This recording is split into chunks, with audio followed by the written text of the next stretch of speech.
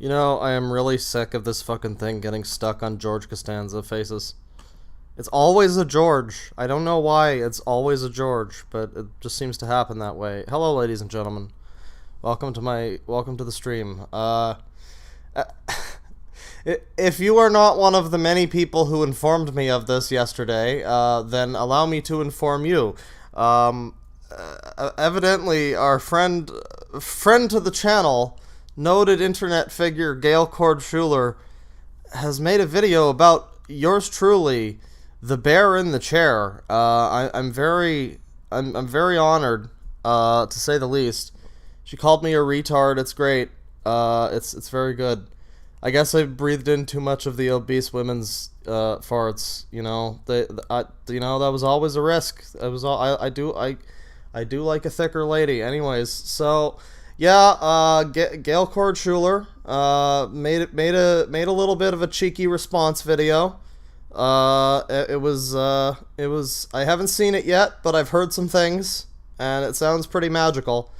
We're gonna watch it, probably some of us for the first time together, and for the rest of us, you're gonna have an advanced. You guys are gonna have an advanced run through of this one. So, and then after we watch the video, we're probably gonna read a couple of her books provided by I believe what is her name in chat? Let me see if I can find her here.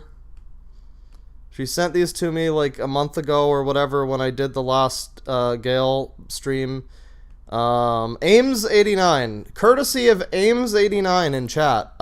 She has provided two lovely books for us to review fairly and justly, as we do on this channel, because this is a legitimate review channel, and we are not. Listen. Everything's fine, officer. Okay. And the books that we're going to be taking a look at are called The Jesuit Murder of Abraham Lincoln, which also on the title says Hillary Clinton is a Jesuit. So that'll be cool. I'm looking forward to that one. And then the other one is called The Shimmering Sea, Robin Williams' Murder. So, you know, that's certain to be very tasteful and respectful of the dead. Right, so let's proceed. Have this set up here, and we shall take a look. Oh, by the way, the song was South Bridge from SimCity 3000. Lovely track. Great soundtrack from that game all around. It's a shame the dude, he did the soundtrack for Sims 1 and then SimCity 3004, and then like he's just disappeared. Nobody's ever heard of him in the last like 10 years or something. We need to put Jerry Martin on milk cartons. He's a legend. He's a bygone legend. Anyways, let's just pop this bad boy up. There you go. There ya go. There's a chance we might take a look at some more of her videos, you know, after the books. I don't know if we'll read all of the books. They're pretty short from what I've seen. So, you know, we'll see what happens. We'll go with the flow, man. It'll be great. Now, as you can see, she's got my DeadwingDork's retard review of Gail Schuler's books. Now, I like that she didn't even mention this video, which got far more views than the stream in which I reviewed her books for the first time. Which, if you haven't seen it, it was like a month ago or something. It was like the Sunday after I posted this video here. And, I talked about some of, like, one of her books, and then we did a bunch of other stuff. She wasn't even the whole thing. She wasn't even the whole juicy shack meat of that stream. But she seemed to have taken more of an issue with that, because she also left a comment on that stream, and I thought that it was just a joke account. Like how somebody on the K video, somebody came along named K's Cooking, and they left a couple comments that were like, you know, jokes, and We had a chat actually, and he was like, "Yeah, I've been fucking with Kay for years. It's fun," and he was a cool lad. But no, in this instance, it seems that seems that it was a genuine thing. You can see she's got my about page open. We're milking the Vine Sauce and Red Letter Media people in the algorithm. So that's pretty dope. Join the Sicko Army. You can check out my side gaming channel over here. I haven't updated it in a while, but we might be playing Fallout 3 soon. So any streams of those, you know, they might go straight to the Deadwing Dink. Douglas. Right. So let's get right into it. Oh, and I have to say, my headphones are currently fuckered, and I have to they're only playing out of the right ear, so this is going to be an extremely excruciating experience for me. Google search wasn't putting this guy's video high in the search engine under my name. I just ignore this idiot DeadwingDork. If the Google search engine accurately indicates... Lady, the video was demonetized. I don't know what to tell you. If Google's aware of the video, they're aware of your foul. I have to say foul language. Frankly, calling me an R word. That's not politically correct. I don't know what kind of world you're living in, but it's current year. Are you aware of what year it currently is? So yeah, that's just uncalled for R words, and those were present in this video too, which is why it got demonetized. I think the other one was demonetized too. So I don't know. Indicates what people are interested in, then it indicates planet Earth is infested with retards. However, this is such so many good voice clips in her videos that could be used for like a sick remix, you know? Click on run. Click on run. However, judging by how Google search treats Tulsi Gabbard, I suspect Laurie McBride and her retard and vile Jesuits are running Google now. It's possible. Man. You're talking about the Jesuits. I couldn't even put Jesuit in the title of the stream because I was assuming it would be a hate crime against somebody. Somebody would get mad. I had fucking angry gingers a month ago. Like, anything is possible.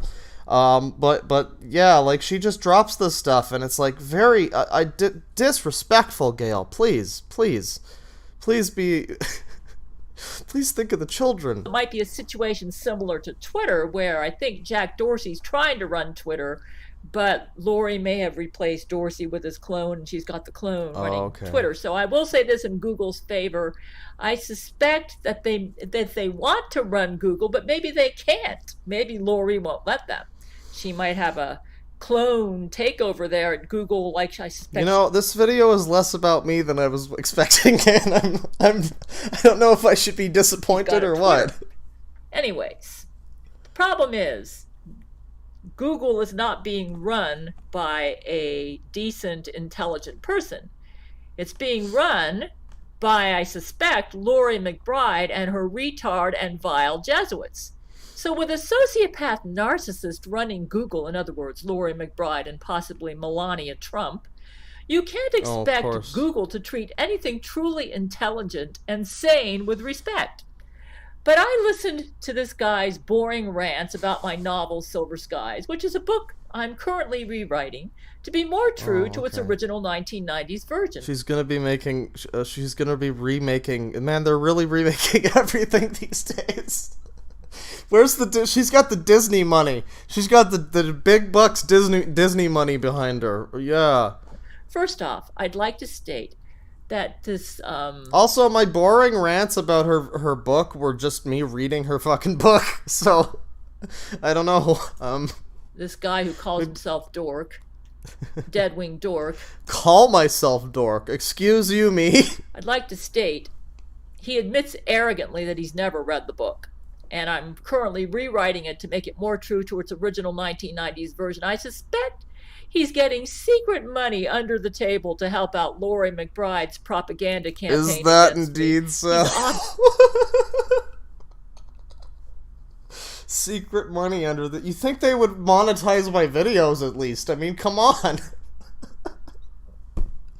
Okay. All right. I mean, I think... I think I should... You know what? You're right, Gail. I should put my Patreon link in the description there. You're right. It is secret money. I apologize. Obviously not a writer, and seems to be proud of his literary ignorance. He does it to try. Obviously not a writer. I'll have you know I have started and then not finished several projects.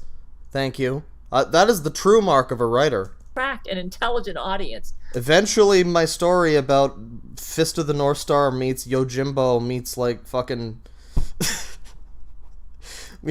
meets like fucking heavy metal music. It's gonna happen. It's gonna rock the world. So those who listen to him with interest share his shallowness and stupidity. I wrote the book. That's you guys. That's you. She's talking about you. From Silver Skies from 1993 to 1996, and it's a Christian fantasy novel. He doesn't seem to realize that I wrote a fantasy. So he spends all his time making fun of the world I... No, Gail, I don't seem to realize that you wrote a fantasy because everything you say is fantasy. ...created, comparing it to reality, not understanding... What's reality, Gail? Tell us all about it. Give us the CNN breaking news. ...that it's a fantasy novel. Right, yeah. I think your fantasy reality was a little more normal than reality if the... toxic, sentient, evil fart burritos and tacos and like semen bukakis are anything to go by. He's really, I mean, so... Well, say what you need to say, Gail. Come on. Don't hold back. I wrote a Christian fantasy novel where I create a pre-tribulation Earth as a story world. Even though it's a fantasy novel, I do believe that this book is going to be prophetic. In other words, I think things are going to pan out just as the plot unfolds in my novel. I think it's going to pan out in the future. People in the future are going to pick up Silver Skies and read it and think, wow, this woman's a prophet. Yeah, I wrote it in the 1990s, and it's amazing even today how close it is to the way the world's going. So I was probably a pretty smart girl back then. But anyways. Maybe you were back then. I'm getting off the subject. So I still need to write the ending, which will be set in the tribulation. I've been doing a lot of research on Bible prophecy for that. Actually, Steven Spielberg has made a movie based on this book, starring Matthew McConaughey. Oh, I see. It's only been shown at select theaters. Okay. But yes, it's been made. Wow. And from what I understand, it won an Oscar. That sounds pretty big budget for a movie that's only been shown in select theaters. I don't know. What's the name? Oscar for Best Picture. He's going to say, I can hear DeadwingDork now, oh no, where's the Oscar? Well, you know. I don't sound like that. I sound far more Canadian than that. You know, with Laurie McBride running things, you're never going to know this stuff. She basically controls mainstream media, the internet, and... Who's Laurie McBride? She sounds hot. Hang on. Laurie McBride. Let's check this out. Oh, she's like Brent Spiner's wife. She is hot. I'm all on board for whatever she's selling. And Google, obviously. So... even though I personally feel the book can be better, but not in how this idiot suggests. So basically, thank you, Gail. You know, I don't recall calling you an idiot. I called you a crazy cunt, but, you know, that's different. It seems to me that this whole thing is just an angry cat fight, and she seems to be upset that Laurie McBride is married to Brent Spiner. So... sorry, Gail. I apologize for their happiness together. I'm certain when I finish this book, it's going to be a book that I can be proud of. Trust me, if she wasn't married to him, I could make my move, but I respect Data too much, you know? Actually, I write what I like to read, and my attitude is if nobody likes the book, I don't care. I don't write for money. If I read it... and well, that's cool. That's how I make my videos. I'm very happy to hear that, Gail. You sound like a true artiste. I like it, I'm happy. But as I've said, Spielberg's made a movie about this, so apparently I'm not the only one. I'm not asking about where's the Oscar, Gail. I'm just asking what. Tell me the name of the movie. That's all I'm asking.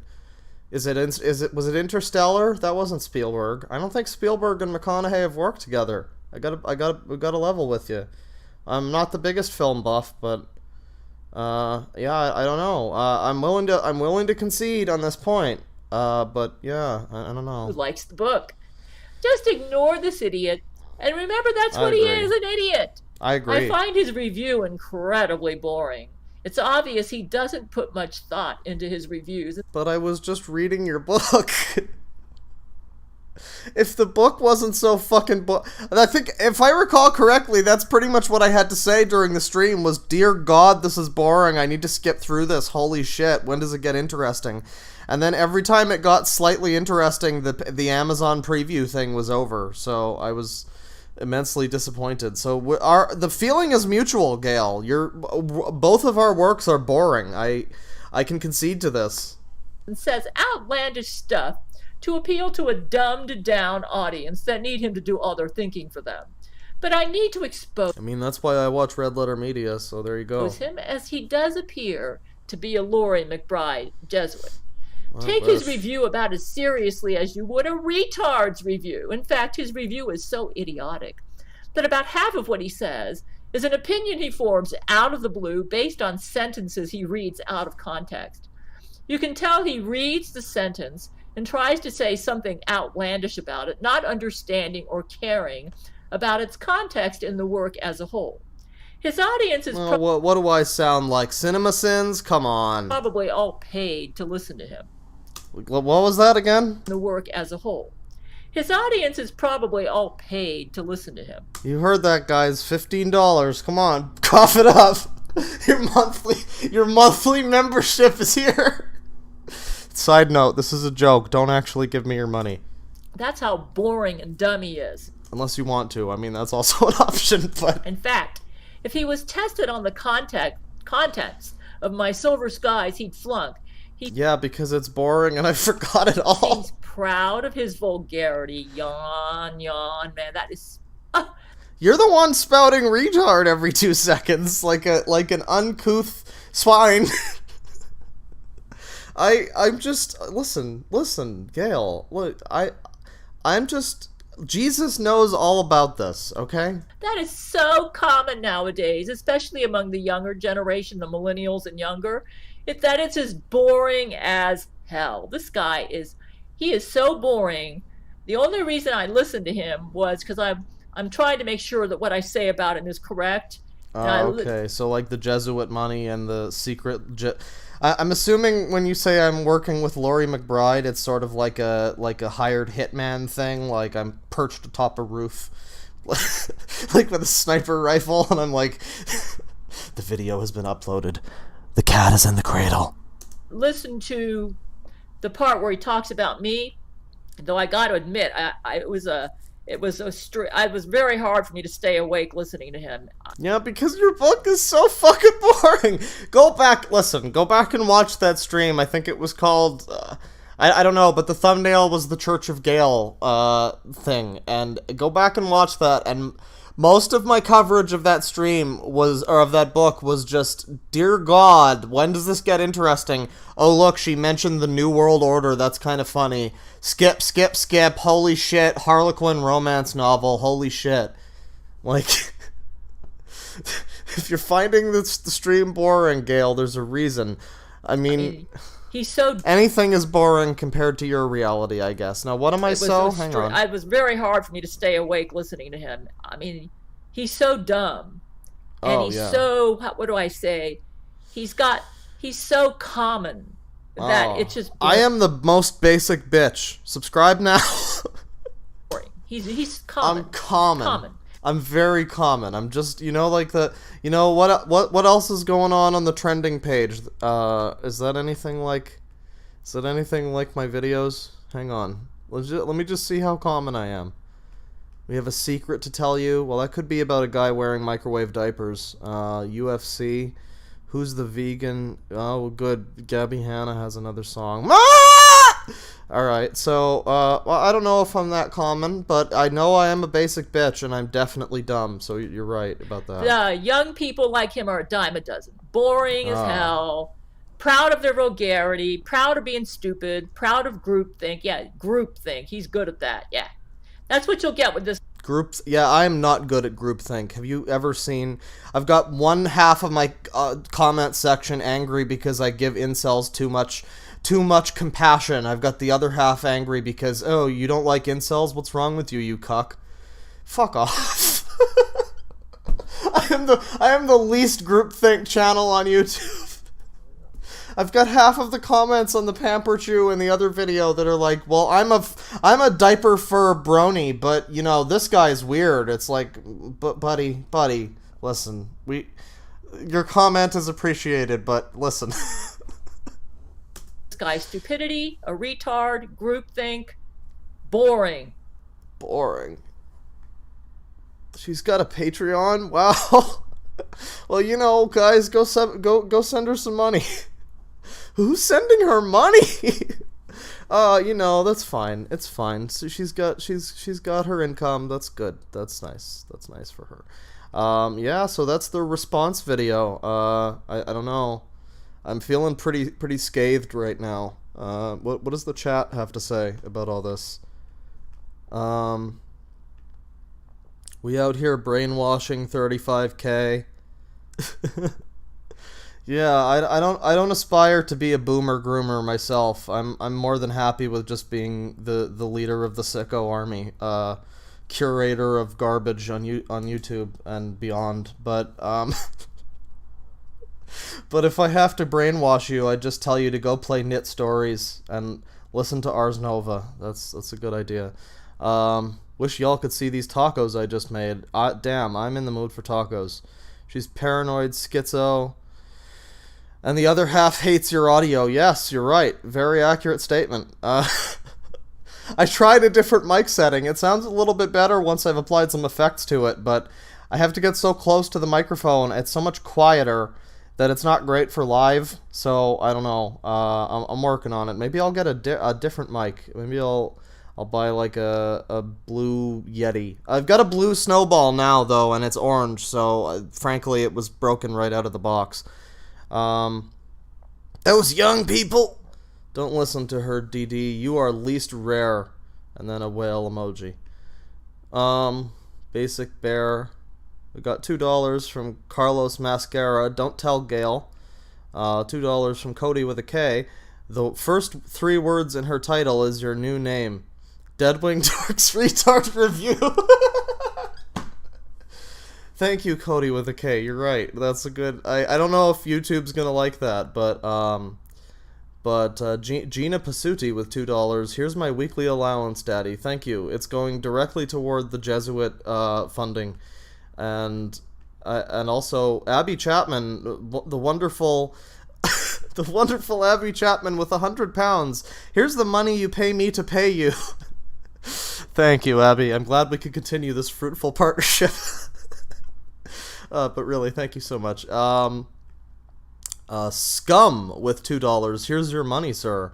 Thank you. And yeah, what do you guys have to say about the I'm gonna make pancakes. Gail is omnipotent.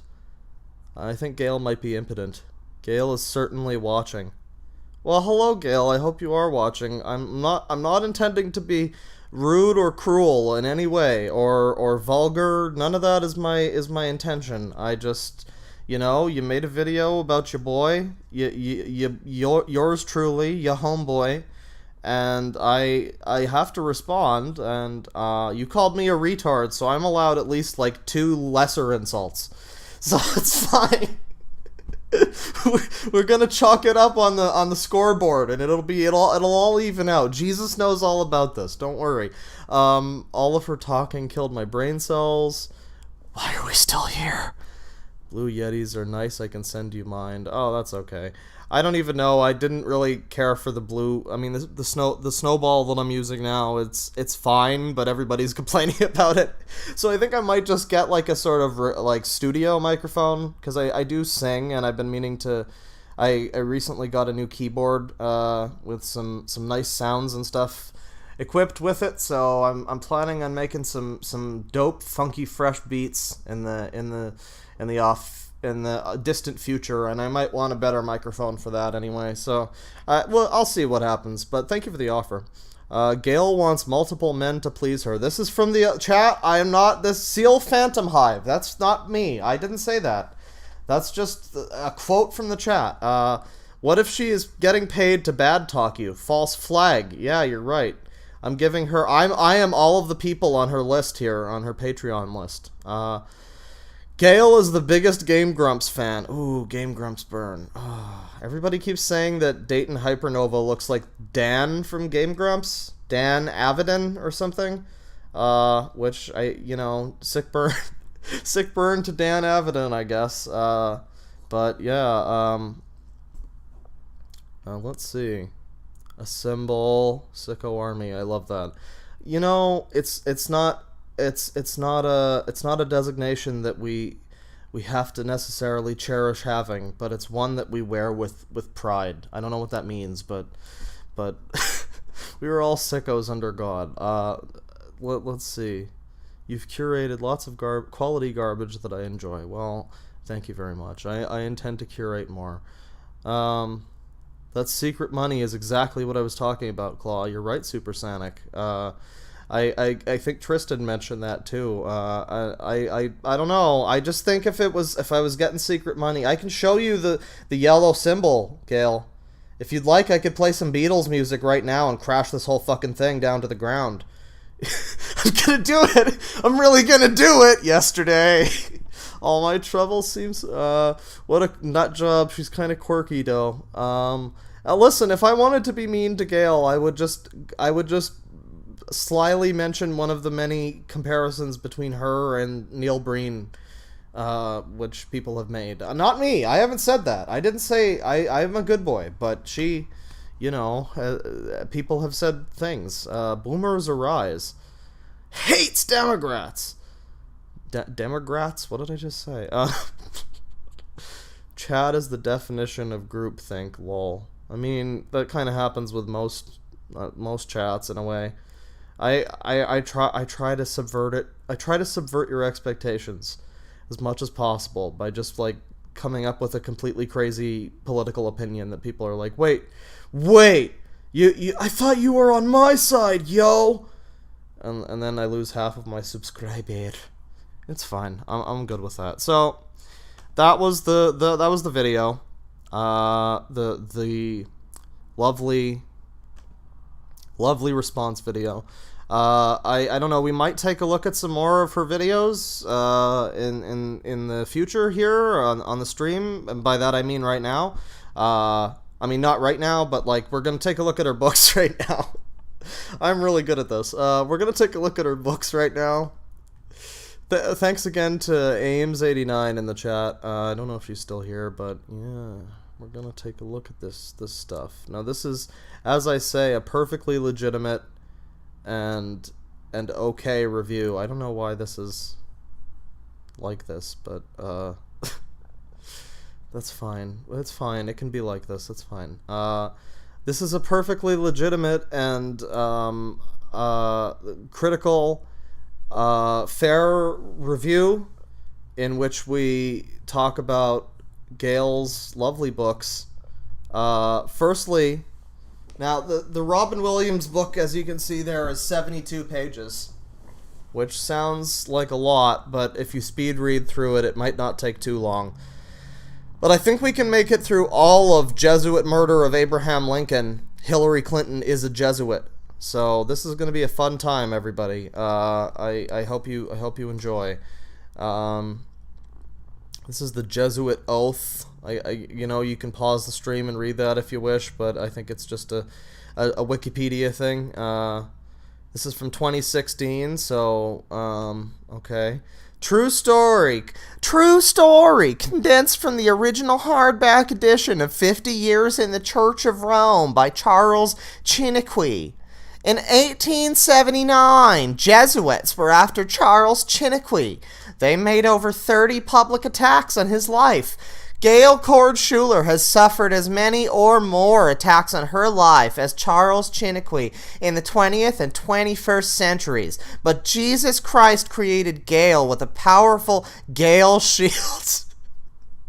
No, you want to spell it Gale, and then it's like a Mega Man weapon that has protected her. I'm not going to do... That was my attempt at doing a Gale impression. I'm not going to do that for the rest of the thing. that has protected her from many of these attempts on her life. This Gail shield is an extension of her genetic profile that forms a dome over where she lives. Oh, it's like the Simpsons movie. Neat.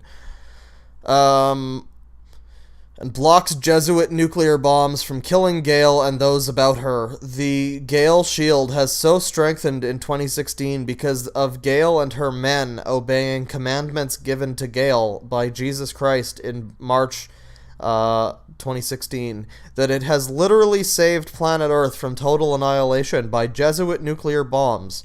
The Jesuit order in 2016 has a space fleet, which Satan helped them to build. Oh, okay. As you do, you know, and because the Gail shield has killed off Jesuits, most Jesuits are staying alive by living on the Jesuit space fleet while they launch bombs onto Earth below. Oh my God, my brain! I have to take a. You gotta read this in segments because otherwise your brain's just gonna stop. It's just gonna like blue screen. Right. Jesuit space fleet. I'm just picturing like the Final Fantasy X airship and like fighting Sin. That's basically what. I think I made that joke in the video too, except I used the Final Fantasy IX airship segment.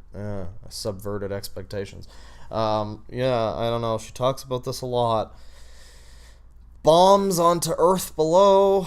They'll stop at nothing to win, even if they have to kill everyone on Earth, because they know that they can replace everyone on Earth below with a Jesuit clone, with the exception of Gail Cord Schuler, whose King David / Catherine the Great genetic profile seems immune to their cloning technology. None of Gail's clones last longer than a couple weeks. Jesuits know, if they can kill Gail, they can conquer the world. Only Gail. Oh, so it's like Heroes, except Gail's the cheerleader. All right, that would have made that show probably go on a few extra seasons. Honestly, only Gail in 2016 stands in their way. But the mighty Gail shield, created by Jesus Christ as part of Gail's genetic profile, stands in there. This is like one of those YouTube videos, one of those GTA 5 YouTube videos where they just stack the fucking first minute and a half with as many mentions of GTA 5 as they can, just so the algorithm picks them up more and puts them higher on the results. Like Gail Shield, the Gail Schuler, the Gail clones, the Gail will no longer be on Earth. The following true story about Charles Chiniquy shows how Jesuits will stop at nothing to accomplish their goals. Before Charles Chiniquy was born, his dad was studying to become a Roman Catholic priest in Canada, but his father saw something happen in the Catholic Church that so upset him that he quit, studied law, and became a notary. As his dad was leaving the priesthood, a close friend gave him a beautiful French and Latin Bible. Where is this going? His dad remained a devout Roman Catholic. What is this? There's Moses, and there's the Samson and the Red Sea. The farmers were touched. The priest said. The dead silence followed. Right. Well, somebody's upset. There's a lot of Chiniquy stuff here. What does this have to do with Hillary Clinton? Little Charles? To the Rev, Mr. Varon. To Mr. Varon. To the Reverend Mr. Varon. Oh, I thought it was like Rev, like Vine Sauce Rev. God heard his mother's prayers. I know I said I might read all of this, but I didn't realize this was going to be a fucking fantasy biblical story from like the fucking 1500s. The 1500s. You never even heard of them. The Jesuits know how to... What? When did we get to this? What? 50 years in the Church of Rome. The church is pompously dead. And then we go from all the shit happening in like the ancient times with Moses and Samson and shit, and now Jesuits know how to put on good theater. We see this in the spectacle of their agent Camilla Alves with Matthew McConaughey dressed up as the glamorous knockout while attending. She's just really mad about ladies dating her men. That's so sad. I know how you feel. I have a baby fur married to a pony plushie who probably knows how you feel. Glamorous knockout. 2014 Oscars. Was that the one where they won the Oscar for the movie that exists totally and is real and wasn't made up? While few realize she obtained his companionship at this event by threatening to blow up the Oscars if he would not cooperate with her. What's going on here? Camilla Alves. Who is this? Oh, she's hot. Okay. Well, I don't know. Are there Brazilian terrorists? Do they do that? I don't think. Well, okay. Right. Right. So, at the event by threatening to blow up the Oscars if he would not cooperate with her, Camilla has bomb raped Matthew into submission to her. Bomb raped. That is tremendous. That is just a tremendous sentence that I have just read. Camilla has bomb raped Matthew into submission to her to ensure he never marries Gail Schuler, who he really loves and who is considered Rome's greatest threat. So let me just say this. At this moment, having said bomb raped a couple times, I'm more concerned now with my channel getting deleted thanks to Google than at any point before. So thank you, Gail. Saying some of the things that you have put into text and hearing you say some of the things that you have put into audio file on YouTube are probably gonna get me in more trouble than than anything else. So that's fine. Where did I go? Oh fuck. The Jesuits, the theater, and now we're back to the church. The great and monstrous comedy is over. This is really going all over the place. Chiniquy said... What? Okay, when did it say that guy was alive? Hang on. Hold the fort. 1879. The Jesuits were after Charles... So this is just like this weird interwoven narrative with this guy who lived like 150 years ago or some shit. I don't know how math works. And then also here's Matthew McConaughey for some reason. Okay. All right then. The monstrous comedy, the Chiniquy. I'm probably saying that wrong, and I don't care. 50 years in the Church of Rome, P49. Illustrated brilliant Jesuit brainwashing techniques. There existed a city called Aragona, a beautiful and noble girl by the name of Alexandra, whom two men loved passionately. One day, maddened by the jealousy each one had for the other, they fought together and both died. See, this is why I'm not reading the whole thing. This is... Right. Jesuits murdered U.S. President Barack Obama in spring 2012 by decapitation. Where did this come from in the narrative? I want to know where the the narrative seeds were planted for this. Keeping his head alive with blood-filled tubes. When Vladimir Putin found him in the African Congo. Oh, that's nice. That's real nice, Gail. Barack begged to die, and so Vladimir dropped a nuke over the compound where Barack was. This devastated Vladimir, who required extensive counseling from psychiatrist Gerard Butler, who is also the Hollywood star Gerard Butler. Since the real Barack's death in 2012, he has been replaced with an automaton android. Deep in the African Congo, the murder of Barack Obama, Gail Schuler, 2014. So that's an excerpt from like another book that she wrote. The story continued. 15... Okay, so we're just back to this. Alright then. I'm just gonna skip the fucking Chiniquy stuff. Who cares? It's like priests... It's fucking... It's like reading a novelization of National Treasure and Da Vinci Code all mixed into one. So the church gave him an assignment. He saw the ravages of alcoholism Became the only priest in Canada who would not drink alcohol. Oh, nice. So next paragraph, Jesus Christ, who has appeared to Gail and her men from 2012 onwards. All right. Does drink...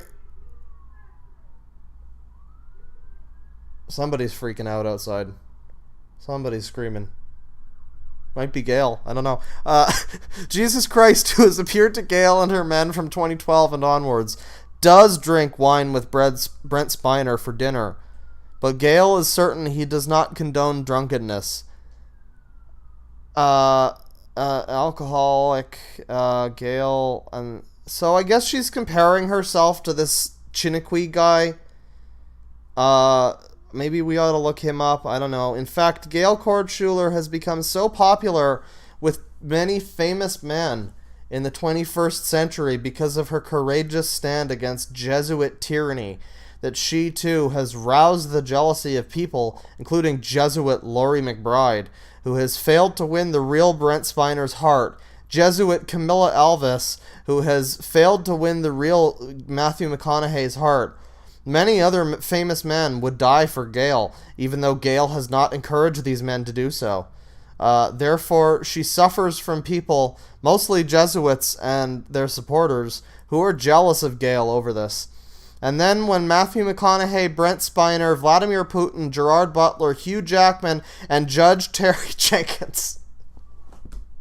Okay, if you remember, Judge Terry Jenkins is like some fucking guy putting on a voice. I think it's one of the drunken peasants or something. I don't know, but it's somebody playing with her, and I guess he is one of her men.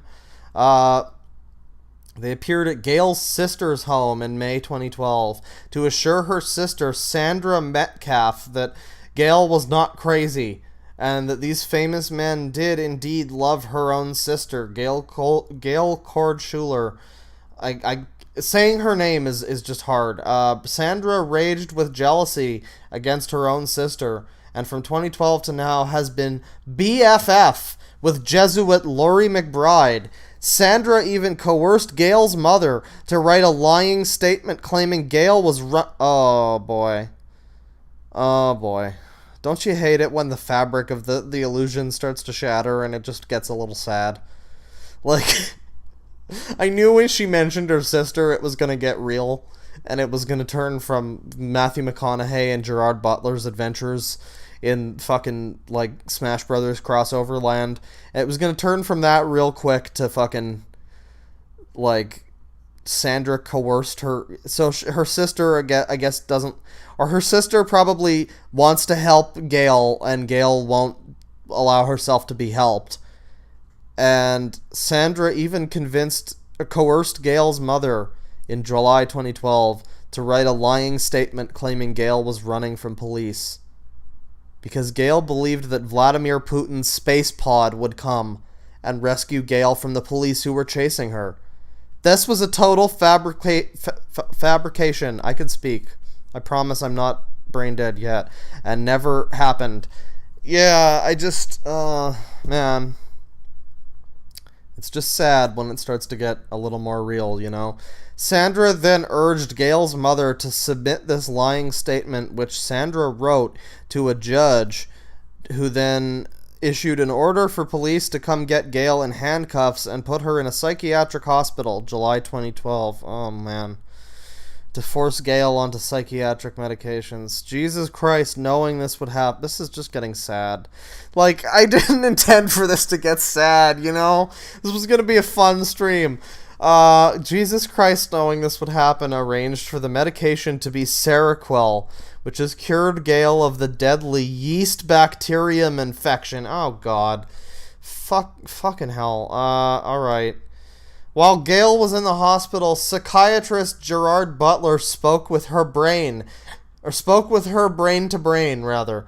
Yo, I'm a floating brain, assuring that she needed to take the drug they wanted to give her, Seroquel, because it would cure her deadly... So, because Gail cooperated and took Seroquel, the hospital released her in early August 2012, and Gail's men later supplied Gail with a recording where she heard her mother admit that Sandra had written the lying statement, which Sandra used against Gail, using Gail's mother as her pawn. Though Sandra herself is not a Jesuit, she is BFF with Jesuit Laurie McBride and cooperates with Jesuits to destroy her own sister. You know, if this was all true, we just wouldn't know. You always have to be aware of that with somebody like this. If this was all true, of course you wouldn't believe it. It's 1% chance. There's I'm gonna give her a 1.2% chance, just because, you know, I mean, I don't know. I don't know. 1.2% chance because I'm being nice. I can't figure out a reason why I would do that. But 1.2% chance, maybe she's right. Everything, all the things she's saying are right. I'm not sure how we wouldn't know that. What with the semen bukkakis and whatnot. But hey, maybe, you know, I'm not awake 24 hours a day. I don't watch the news that often, so it could happen. Could happen right around the corner. Sandra plays the game of advisor and benefactress to Gail's mother, using money she has stolen from Gail's men to bestow favors on Gail's mother. Sandra has poisoned Gail's mother against Gail so that Gail refuses to deal with her mother until her mother apologizes for the lying statement submitted to the judge in 2012. Yeah. God. Gotta readjust. Oh, God. Elbow going numb. Oh, my God. Ow. Yeah, so that got a little sad. And I think it might get more sad. We haven't heard about Hillary Clinton yet, but, I mean, she's a Jesuit, so we know, you know, what kind of fate she obviously deserves, according to Gail. Montreal's bishop, we're back to this fucking guy in 1850. Fucking hell. I thought we were in 1879. Now we're in 1850. Alright, well, 1851. Some girl brags about her sex orgies with priests. Oh, man. Not sex orgies. Those are the worst kind. His greedy and lying enemy, Bishop O'Regan, inside the Catholic Church leadership. Bitter, greedy and lying enemy. The Yakuza fight between two priests. It's gonna be great. So Chiniquy, unknown to him. Right, Lincoln. Oh yeah, I forgot this book was about fucking Lincoln. I forgot Lincoln was. It's called Jesuit Murder of Abraham Lincoln. Hillary Clinton is a Jesuit. So okay. Let me just check the chat here. About halfway through the book. See what's going on. Daily life in the Vatican. I prefer food orgies. No, butt orgies are way worse. Lamau, sex orgies. Deadly yeast. What the fuck is happening? Somebody's going crazy out there. Banging shit. I think she found me, guys. Uh-oh. There's some... Ames89 is saying there's something important about Seroquel. Seroquel makes you have super weird dreams. And they make it so that you can't tell your dreams from reality. Oh yeah, that sounds like a good thing to prescribe to somebody who's in fucking mental hospital for, like... Great. Just great. Deadly yeast. It's the jelly juice. Eat the yeast. We are in the beam. Lamau. Come to Panera Bread. Wow, some of these chat messages. Gail is just writing her own fanfic. This explains all the Obama was doing. Yeah, it seems like we're all caught up. If I happen to miss any super chats, I will be reading them all at the end of the stream. So sorry if I didn't get to it right now, but I will. On May 19th, we got the Chiniquy, right? We should probably be reading this because the book is technically about Abraham Lincoln, but, you know, I'm kind of in it for these weird fucking sections where she just vamps about how sad her life is. In 2016, Jesuits have cooked up lies about Donald Trump's alleged evil alliance with Vladimir Putin. At the Democratic National Convention, where Jesuit stooge Hillary Clinton roared against Donald Trump, the audience roared back in response. And now we're back to Chiniquy. and now some other fucking guy, and now some other guy and Chiniquy, and now Abraham Lincoln and Chiniquy, and now, like, Jesus Christ. Alright, well, President Abraham Lincoln. By the same token, I'm just reading the stuff that's actually relevant to, like, now. Like, anything we would actually care about. I'm sorry if you're here for a full review of the whole book, but if it's about some fucking guy from the 1800s, no, I don't give a shit. By the same token, the one man Rome hated, Donald Trump, was nominated on July 19th, 2016 by the Republicans, the party of Lincoln. Don't give me that shit. The parties have changed a lot over the years in many ways. To become president, the Democrats nominated Stephen A. What? Oh, she's talking about Lincoln still, but she's not. What? Oh, okay. The way she's writing it doesn't make sense. The Democrats nominated Stephen A. Douglas. Lincoln had many debates with him. She's really doing the Lincoln thing. She's really doing the Lincoln-Trump comparison. I guess there is a crossover between Trump and Tulsi Gabbard people. Like, it can happen. People were right. Well, shit. Something about the Negro. We don't need to read that. Does this sound familiar? As we hear the Jesuit-controlled news media blast Donald Trump in 2016 using similar labels. I'm surprised she's pro-Tulsi now. That's weird. I wonder why she shifted. I wonder if she realized Trump was just also an incompetent idiot who couldn't get anything done, and she was like, "Oh, all right, well, maybe the next guy, next lady." There you go. The Vatican ordered Lincoln stop at all costs in 2016. The Vatican, under Jesuit control, has ordered Donald Trump stop at all costs. God's hand was upon the United States, and on November 6th, 1860, he was elected President of the United States. So they wanted to kill Lincoln. The South was enraged. In 2012, it was Barack Obama's Secret Service who betrayed him to the Jesuits, enabling them to capture, kill, and behead Barack, whose head they shipped to the African Congo, where Vladimir Putin and Hugh Jackman found Barack later. After... Fuck off, Sea Cleaner. We don't need you. Right, ma'am. You have a virus. Open Sea Cleaner, ma'am. After Abraham Lincoln was sworn in, the new president of the South, Jefferson Davis, yada yada, who gives a shit. Chiniquy, the renegades, and the Chiniquy, and the Romans, and the Negroes. No thanks. We're good. We don't need to read anything historical to do with black people is probably more racist than YouTube wants on their platform. So I'm just like, it's fine. We'll just read the historical texts that start as of like 5 years ago. It'll be a little bit better. In the name of God, pay more attention. The Roman Catholics. This has shockingly little to do with Hillary Clinton. Right. So, Alberto Rivera. The only thing that has changed is that the great books exposing Rome have disappeared. The Protestants have been lulled into bowing down to the Pope of Rome, even in the pulpits. The Jesuits are so certain that their history has been covered up that they have the audacity to murder Hillary Clinton summer 2016 and have her replaced with a Jesuit clone. Oh, I remember that. Yeah, that time where she collapsed. That was weird. I remember people saying that she was a clone. It's all adding up. It's all making sense. The clone to pick a Jesuit for her vice president, Tim Kaine.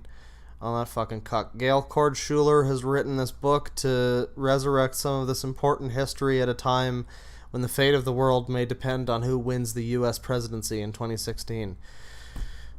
Man, people fucking blew their loads in 2016. Oh, the fate of the world! You can't let him have the nuclear codes! Fucking hell. Like... So that's the book. That's it, I guess. That's all she wrote, Luigi. Yeah, 27-page book. Can add that one to my list. Got it done before the next Discworld, which is, by the way, the one true shape of the Earth. If you're ever wondering, round Earth, flat Earth, concave, no. Disc on top of a flying space turtle. That's how it goes. The Shimmering Sea, Robin Williams murder. So this one's longer. We did skim through the other one as well, but I think we'll probably be going through this one pretty fast if it's anything like the last one. Let's see. How far can we get off the beaten path about Robin Williams? Like, where is this gonna start? Are we gonna be about to Robin Williams, who died for me? Fuck you, Gail. I don't care if you're crazy. Fuck you. Wait for this fucking Steam message about somebody in my friends list who's playing some game that I don't care. Fucking Steam. I tried to find a way to turn that off, and I was so sick. I'm sure it's there. I just didn't find it. To Robin Williams, who spoke to me from heaven, and to Brent Spiner, who verified what I heard.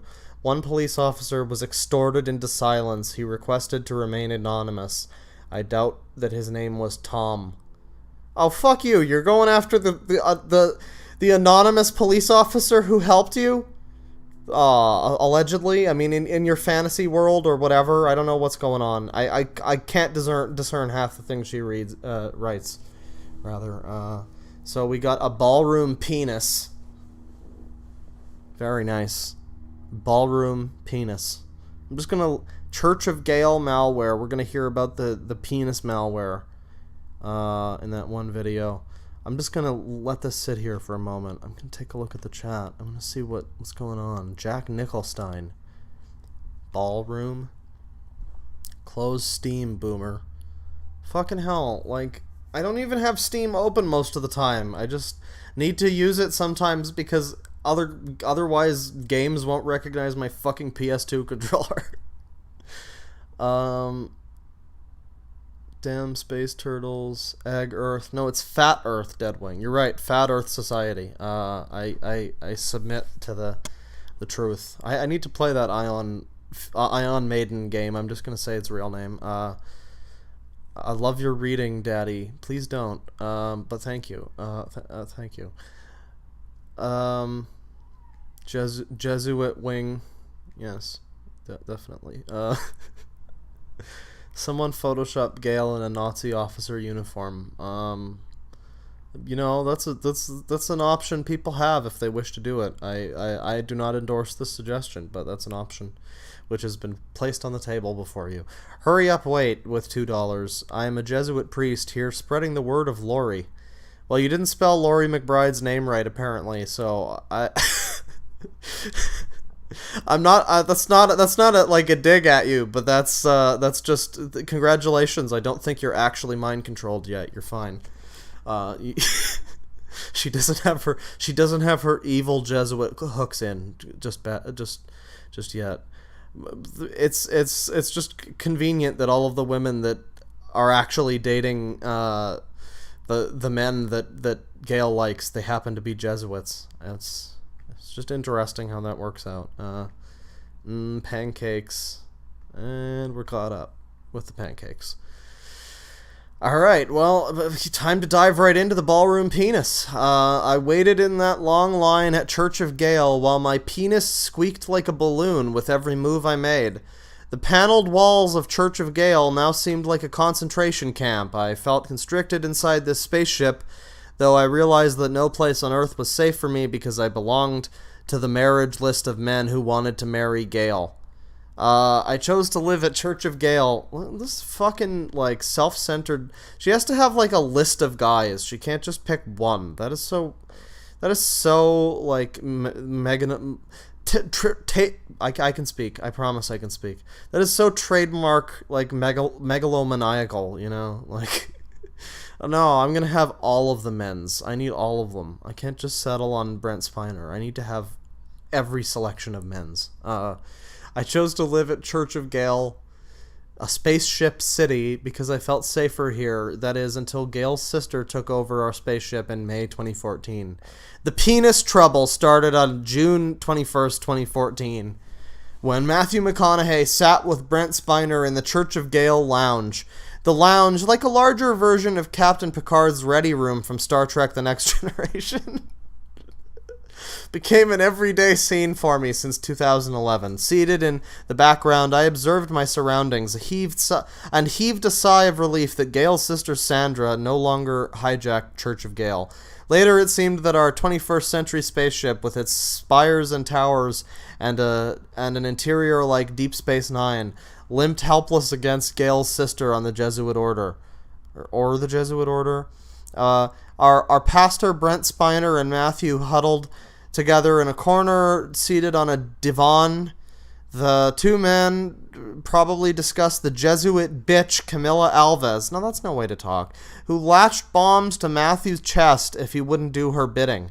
Well, that's just the way they have sex in some countries, you know. Don't be so racist. When Matthew's face turned red like a beet, with that look I saw on his face whenever he saw Camilla, I shifted my gaze around the room to see if perhaps Camilla, wrong placement of commas, yeah. I mean, I'm just saying, Gail, if you're going to call me a dumb idiot poo-poo head, I'm going to call you out on your commas. Camilla now took over the ship. Sandra, Gail's sister, no comma there, no comma needed, hijacked the ship's computers over a month ago. I never dreamed this possible, so I no longer felt safe at Church of Gail. My Jesuit clone... Man, we're going to probably end up reading a lot of this book, actually, because I'm just looking ahead and I'm seeing my penis squeaking like a frantic clown having a panic attack. Wow. Okay, so... Oh, fuck. Oh, shit. Oh, dicks. My Jesuit clone wife, Susan... Who is this? Who is talking? Who is this who's supposed to... Anyways, took over my home at Tiburon, California. Is that a real place? Wow, that sounds like a fucking Mars colony. Around 2011, I abandoned my mansion to her and fled for my life to live on this spaceship that Jesus built. I'm just working this grave shift. I felt safer here until Gail's sister hijacked the ship. God, how in the world did a woman with no computer training take over a spaceship when... we use technology like you see in the science fiction movies? These surprise takeovers of our ship rattled my nerves. I jumped to every sound. Matthew's hand lurched to his crotch, and his eyes enlarged with terror. I could see we were in new territory, especially when my own penis expanded like a long sausage-like balloon. My penis looked like those balloons you make balloon animals with. It expanded under my pants, so I unzipped my pants to give it room to grow. My balloon penis squeaked like a balloon with every... This is somebody's fetish. I think this is her fetish. I didn't think... So I saw... Did I say ballroom? Did I say ballroom before? Hang on. Did I say this was ballroom or did it say ballroom? Oh, I thought it said ballroom penis. I was confused. But it turns out it's balloon, because I'm stupid and I can't read properly, so that's good. But it is true to its title. Apparently I'm missing pages, because we've got, like, illustrations here of... There was Jesus before. Here's Matthew McConaughey as Dor. I think Ames89 mentioned that it's actually Dor, son of Habakkuk, which is really just a fancy way of spelling bukkake, if you ask me. But that's what the Ben thing is supposed to mean. Anyways, Brent Spiner dreams of Gail. That's exactly what she looks like, right? Jesuit leader Zach Knight. So we've... Wait, hang on. This guy's dreamy. This guy's a fucking dreamboat. Look at him. Who is Zach Knight? Is that a person? Is that an actor? I thought that was just... I think I looked him up. Is he actually the... No, wait, no, hang on. Hold the fucking fort. This is an actual... Okay. Wait. Okay, okay, now I'm confused because, alright. So, let me just get this up here. This is Zach Knight. And he's like a dreamy, handsome lad. And I was sure, I've seen this before, I looked him up before, and I was sure that it was like a different guy. It was probably some old white dude who's like the leader of the Jesuits or whatever, like the L. Ron Hubbard of the Jesuits, I don't know.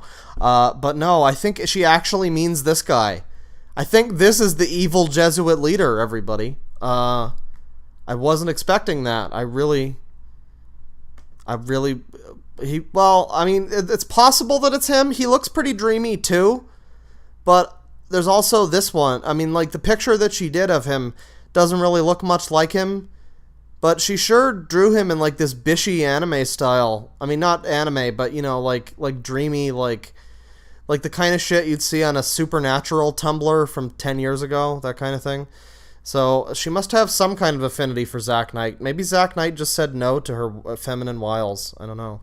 But yeah, I don't know how to get back to the fucking page that we were on. I think I clicked on ballroom penis here. I think I clicked on that and it must have skipped me ahead. But we got a lot of nice art before the ballroom penis starts. There's that. But then there was also, where was the picture of Jesus? There was a Jesus picture. See Jesus' face in the nuclear waste. There he is. There's our boy. We got him. It's him, boys. It's Mr. Kill. Now, right, back to where we were. I went and looked because I thought I read this as ballroom penis and I didn't know what the fuck that meant, and then it turned out to be balloon, and I just wanted to see if I fucked up or if the thing was it was me. I fucked up because I'm stupid.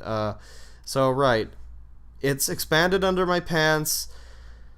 Penis squeaked like a balloon with every move I made, and each squeak felt like a throb of lightning in my nether regions. I felt the red blotches go to my face when all stared at me, because my penis squeaked like a clown nose. Just sitting, cool fucking doll! Honk honk. Just sitting or rising to stand elicited a squeak so loud that all the men stared at me in spite of their own pain. People stared at me, wondering if this was my latest joke. But when all the guys looked down at their own penises and grabbed their own crotches in pain and humiliation, we knew this was no joke. God, I couldn't move an inch without my penis squeaking like a frantic clown having a panic attack. Can somebody send this book to Vinny? I think he needs to read this. Just this page. Just this one page. I couldn't touch it without that squeak blasting to the world that I had a balloon instead of a penis. I always tried to make a joke about everything, but when my penis squeaked, I froze in my tracks to make it stop, and prayed that the red blotches on my face would vanish. Another computer takeover had ruined my life. My penis now ruled my manhood. Another computer takeover had ruined his life. So this is a common occurrence. This is like me trying to deal with Adobe fucking Premiere. It ruled me by every... It probably felt like a squeaky balloon penis, too, just like Adobe Premiere. Another computer takedown has ruined my... it ruled me by every squeak it made to punish me for just moving my body. You know, I liked to crack jokes, but that didn't mean I was a sissy. I guess this is Robin Williams. I guess this is his point of view. I wasn't expecting it to be coherent and understandable, like, from one person's point of view for longer than a paragraph, you know, after reading the last book, but I guess this is Robin Williams, because he likes making jokes. His squeaking penis grated on all I stood for. Yeah, I was a joker, but no wimp. That squeak made me feel like a joker with the heart of Tiny Tim. Yeah, I was Tiny Tim, singing his wimpy tunes on Pervert Row, and the center of my manhood was a squeaking balloon. I seated myself with a squeak that made everyone stare. Some smothered their laughter. But I forgot my troubles when I overheard Matthew talking to Brent. Brent, I think I need your help with something more urgent than the sermon right now. Matthew and Brent, still seated in the divan, I don't know, stopped their conversation. Matthew turned beet red, his features distorted with pain. Matthew stood, unzipped, and pulled down his pants. Oh, this is getting spicy. Brent's face paled. Brent removed his handheld medical device and scanned Matthew's genitals. Necrotizing fasciitis, flesh-eating bacteria, Matthew. And it's advanced. It's already starting to devour your penis. If it progresses any further, I'm afraid your penis will vanish. When did these symptoms start? I like how Brent Spiner and Data are just completely interchangeable in this lady's head. No respect for the guy's actual existence or life. Just, you know, he's just Data. He's that guy. He's just Data. That's him. It's Data, everybody. This is like fandom taken to the extreme. Because I know fans of things are like, oh, hey, everybody, it's Sheldon from The Big Bang Theory. They see that guy and they're like, they'll never let him be in anything else because he was Sheldon on The Big Bang Theory. And this is that, except she's actually crazy and it's about necrotizing balloon penises. Just now, it's so painful I could scream. I don't want to alarm anyone. Brent stared at Matthew's penis horrified. He glanced over at Judge Terrance Jenkins on Skype with Gail. So even in the distant fucking whatever future of Gail's cyber techno space city, she's still got to use Skype. That is some retro shit. The room became dead with silence. All men stared at their penises in horror, and most clutched their crotches. Terrance hit send on Skype. After the send, my penis expanded and squeaked. I clutched it in fright, and it squeaked again. Brent stood up and shouted across the room, "Terrance, stop sending messages. This is an emergency." I'm coming. Hold on. I just gotta tell Gail where I'm heading off to. You don't understand, Brent yelled. But Terrance didn't want to exit Skype without giving Gail an explanation, so he sent more messages. Oh my goodness. With each send, my penis lurched with pain, becoming a longer balloon, and squeaked. Incorrect grammar. -5 grammar. See me after class, Gail. Terrance, Matthew moaned. Terrance, Matthew moaned, sweat running down his face. Please stop. I can't take any more of this, Murph. But with each send on Skype, my balloon grew as long as 16 inches, stretching penis skin and feeling on fire. But then it squeaked and the pain vanished. Brent's knees buckled. Terrance, Brent shouted. My penis just fractured into 16.5 places. How do you do 0.5 places? That doesn't make any fucking sense. Oh my goodness. Terrance fell back from his computer, lurching over, clutching the middle of his pants, his face filled with fright as he Who is Terrance Jenkins? Like, which one was that? Was that fucking Amazing Atheist, or was that just a completely somebody unrelated to Drunken Peasants? Because I got the feeling that was probably one of them. I'm just going to check the chat here. I'm going to see if anybody has the answer to this. Gail's men are here. Yes. Daddy, keep reading. Ooh, Terrance, say it right. Well, that's how she says it. You got to watch the video. That's how she says it, and I'm accurately doing his thing, his accent. Oh my goodness. I see people in chat are enjoying this. Oh God, Brent told me, Data's not real, right? When I saw him. Oh, I'm sorry, Kelly Birmingham. That sounds like a terrible experience. Like, I'd hate to feel like I'm one of those fans who's like, hey, you're that guy who exists to fill that role. Dance, monkey. You know what I mean? Like, I'm sure you didn't actually feel that way about him, like he was just Data, but yeah, like it would suck to be like to feel like he thinks you think that or whatever. But let me see, catch up on a couple of the super chats here. Oh yeah, the actual reason why I opened the thing. Does anybody know who the fucking guy was who plays? People keep saying Guacamole. Is that the name of the guy? Guacamole? What does the 0.5 stand for? Well, repeating, of course. I want an anime adaptation of this. So I'm trying to figure out guacamole. Are people just saying this because it's like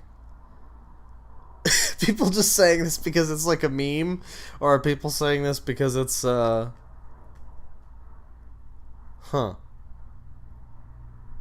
Guacamole the anime. Well, it seems like I'm not getting answers here as to who is doing this, but let me catch up. Scorpio Bih, $2. Does Gail have a DeviantArt account? Thank you. I'm sure she probably does, actually, with all of her drawings. Maybe she just publishes them in books. I don't know. And then another $2 from Scorpio B. Size unzips balloon dick. Thank you. And if I missed any, again, I will get to them at the end. Yeah, but I would like to find out who Terrance Jenkins was, because if you go back and watch the video, the first one that I did on her, she did talk to Terrance Jenkins over Skype, so he's a real person that has communicated with her, but it's very clearly a troll, and he kind of sounds like how I would imagine Banana Man at the Amazing Atheist guy sounds. He kind of sounds like how I would imagine he does, but I found out about the banana thing way before I had ever had any interest in checking out anything related to his channel, so it meant I always steered well clear of Amazing Atheist and anything Drunken Peasants related, I guess.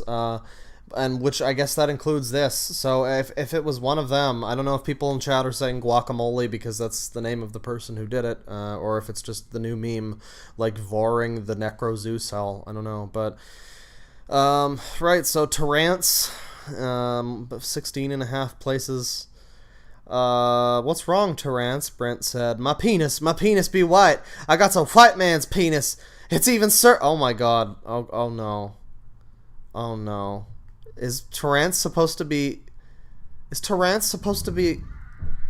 a stereotypical black guy? I'm sorry, there's like screaming happening outside, and there's like metal dragoning, yes. Wow, this is a great day for me trying to speak. Metal dragging in the halls. I don't know. It's quite the day here. But yeah, apparently, I guess my penis be white. I got a white man's penis. It's even circumcised. I guess Terrance is supposed to be like a racist depiction of a black guy or something. That's pleasant. Very, very pleasant. Voices around the room began erupting in fright as men all over experienced bizarre and frightening afflictions to their nether regions. My penis trilled like a frenzy woman. I don't know. I don't know what that sounds like, but yeah. Brent, our pastor and leader, as well as a damn good doctor, spoke.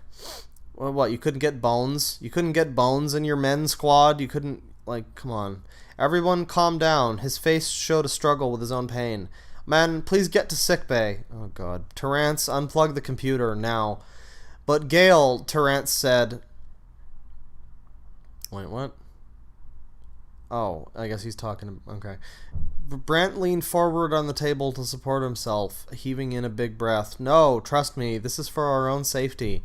Brent Spiner and Vladimir Putin rounded up all of the male church members at once to the infirmaries. The lines wrapped around the entire medical floor. I was toward the front. Brent worked a 24-hour shift that day, taking diagnostic inspections of the genitals of every man on board.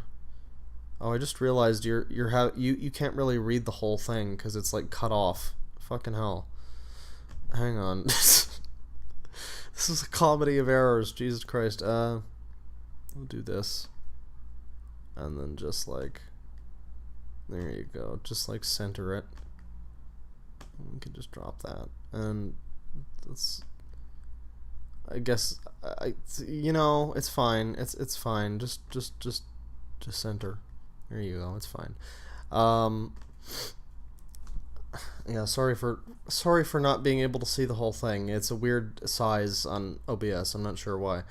But we've got Brent and Hugh Laurie here. I am going to start skipping through this a bit. We've got Keanu Reeves's penis, long and bent, burrowed its way into his anus. Oh no. You're breathtaking!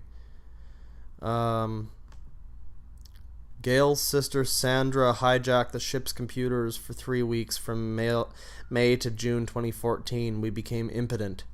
So when she says hijack the ship's computers, I guess what she means is like the sister tried to put her into some kind of facility or something like that, or gave her like medicine or something.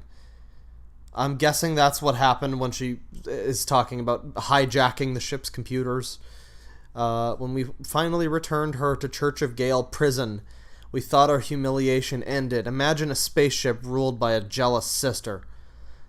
I mean, it wouldn't be any different, really, than a spaceship ruled by a jealous crazy bitch who's upset about the girl Matthew McConaughey's dating, and the That bastard Zack Knight had to help her somehow. I'd overcome the odds and leaped over mountains to become the world's comedic genius. Now, a balloon that squeaked between my legs ruled over my life and made me its slave.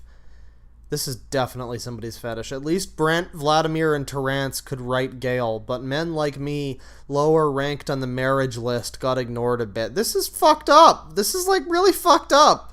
What does that mean, lower ranked on the marriage list? I don't like that.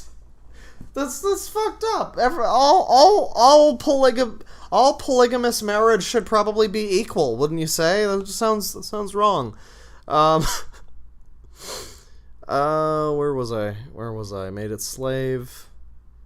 Marriage list. Gail didn't know how I dreamed of her every day, and that Susan Schneider, who Jesuits forced upon me once I got added to Gail's list, made me shudder with her heart of ice.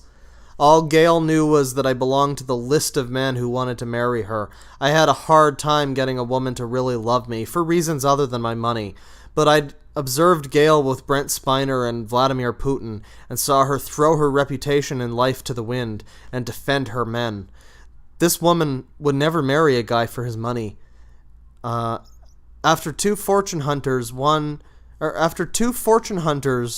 who, once they got my money, broke my heart without a second thought, a woman like Gail, who married for love and manliness I valued above my life.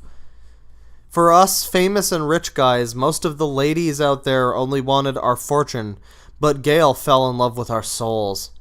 I married my first two wives, committed to adoring and loving them, only to learn they'd viewed my love for them as a weakness to manipulate. Oh boy, you said it. When they said I do, love never crossed their mind. Until Gail, I felt inferior because I couldn't get a woman to love me. My fame was my curse. Women manipulated guys like me with love talk to get our money. Once they had our bank accounts, love went... Man, this is really talking some shit. If this is actually Robin Williams, who's supposed to be, like, the first-person perspective here, this is really shit-talking Robin Williams in kind of a fucking awful way, considering... I think when this came out, he had just fucking died. Until Gail, the women I placed my trust in deserted me like a diamond on a beach full of sand, with crabs picking away at the seaweed I drowned in. That's actually, congratulations, that's worse than the I hate sand line. Then I saw another drowning, a woman named Gail, and I was smitten. Gail stood by Vladimir Putin and Brent Spiner through the fires of hell, even when the Jesuits bankrupted her as punishment. When she realized that Jesuits forced wives onto her men, her heart leaped over their hell and consoled them with heaven. If Gail perceived that a Jesuit clone wife tried to smother us, Gail opened a window to give us air to breathe. If clone wives threw ice into our dreams, Gail melted the ice. Gail opened a window for our hearts, and we tumbled into it. I said, "Put me on the list." I knew this woman would marry me for my vastness alone. She warned us that though we were on the list, if she could not bond with us, she may not marry us. But she also promised that if she married, it would be one of the guys on the list. If her guy wasn't great, she'd rather stay single.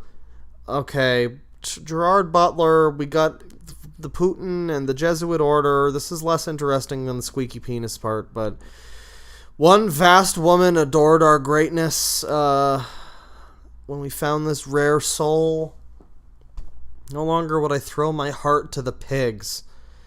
We installed Gail, our Catherine the Great, as the American Empress. American Empress. I thought that was American Express. To defeat the Jesuits. Okay. Gail and Brent, love story. The victims of cruel women. Everywhere they faked photos of me with Susan on the Jesuit-controlled news media. News of my wedding with the clone wife inundated press releases. When they couldn't get me to appear with Susan, they used Adobe Photoshop to make lies appear as truth. Once Jesuits put their bitch on you, you had her for life. They launched Laurie McBride onto Brent. Matthew McConaughey went through hell with Camilla Alvis. If I dared tell the truth that Susan Schneider obtained marriage to me by death rights, she continued the threats to maintain the marriage. Jesuits punished all the men on Gail's marriage list like this? I seemed to jump to Susan's every beck and call. This damn Jesuit clone wife who obeyed her master, Zack Knight. Right. Okay. I need to check you out. Gail was not in my arms. My wives started to humiliate me. The cobra's mouth. There's venom. Venom! I don't know what's happening. He unzipped his pants.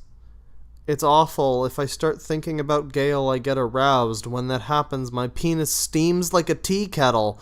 Feels like it's boiling inside. Indeed, steam burst forth from his urethra. Then his erect penis screeched like a tea kettle does when it boils. Go to Brent now. Who is this? Tony Blair. Oh, poor Tony Blair. I guess it's a tea kettle because he's British. It was the middle of the afternoon. Tony walked into Brent's office. Hugh Laurie was also there.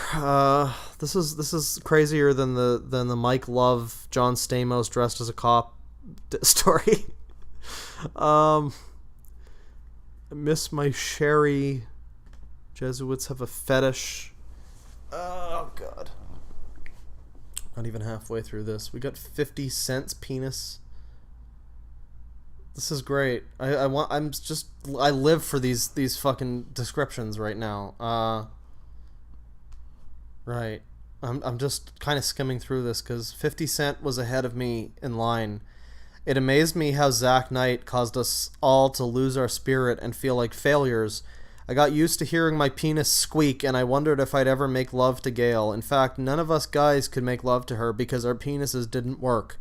How could Tony Blair make love with a tea kettle? Hugh Jackman would kill his lover with his venom. Oh, that's why there was venom. Okay.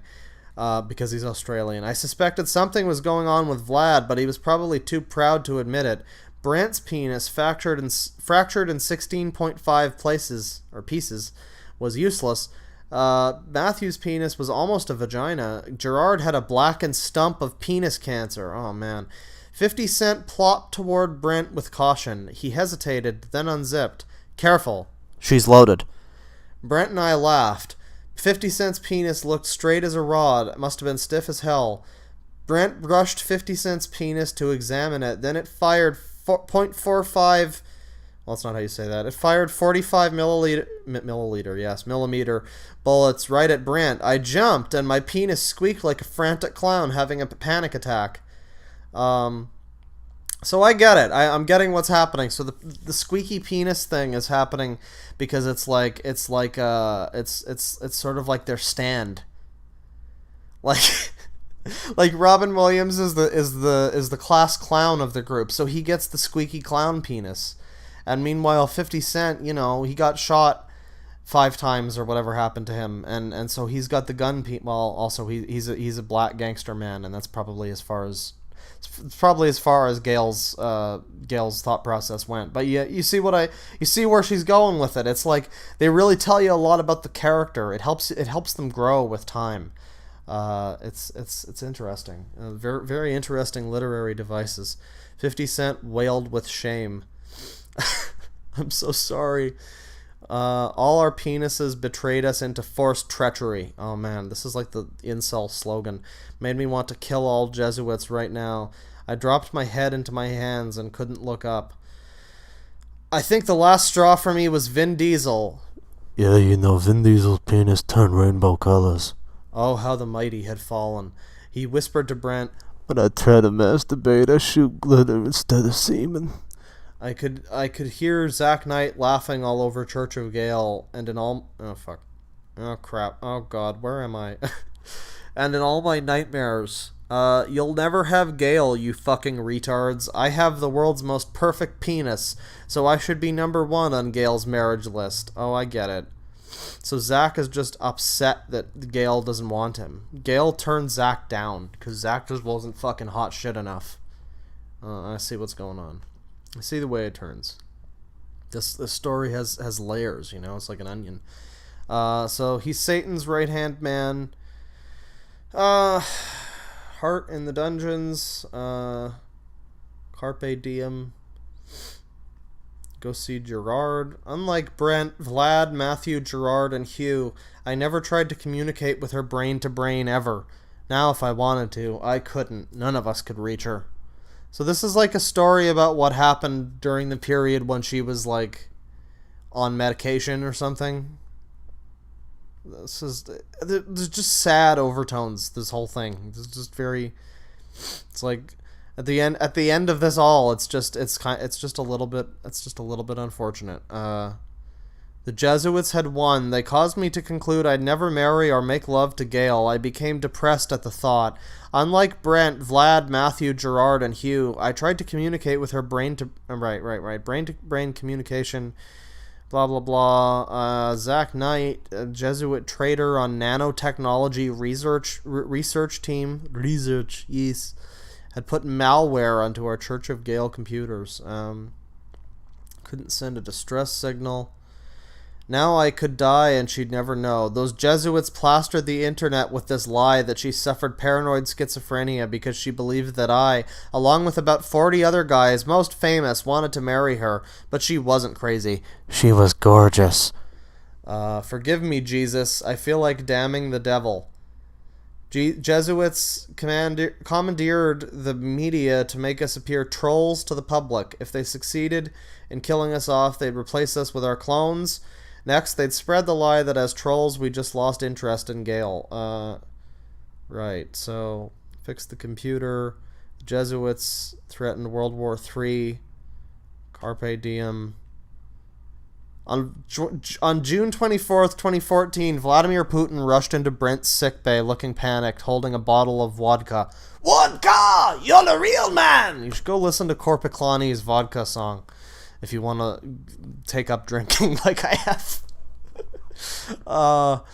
Brent, I can't pee. What? Brent said. I need to pee. Haven't been able to make pee for 3 days. Vladimir's eyes had deep circles from sleep loss. Oh, just like me.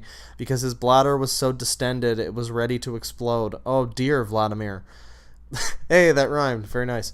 I like to imagine both of them like pointed at each other and went like, hey! An erection that lasts more than 24 hours is normal for me, so I thought it okay. I just think about fat bitch Sarah Avery when I need pee. Vladimir set the vodka bottle on a table and swung his penis against it, shattering the bottle.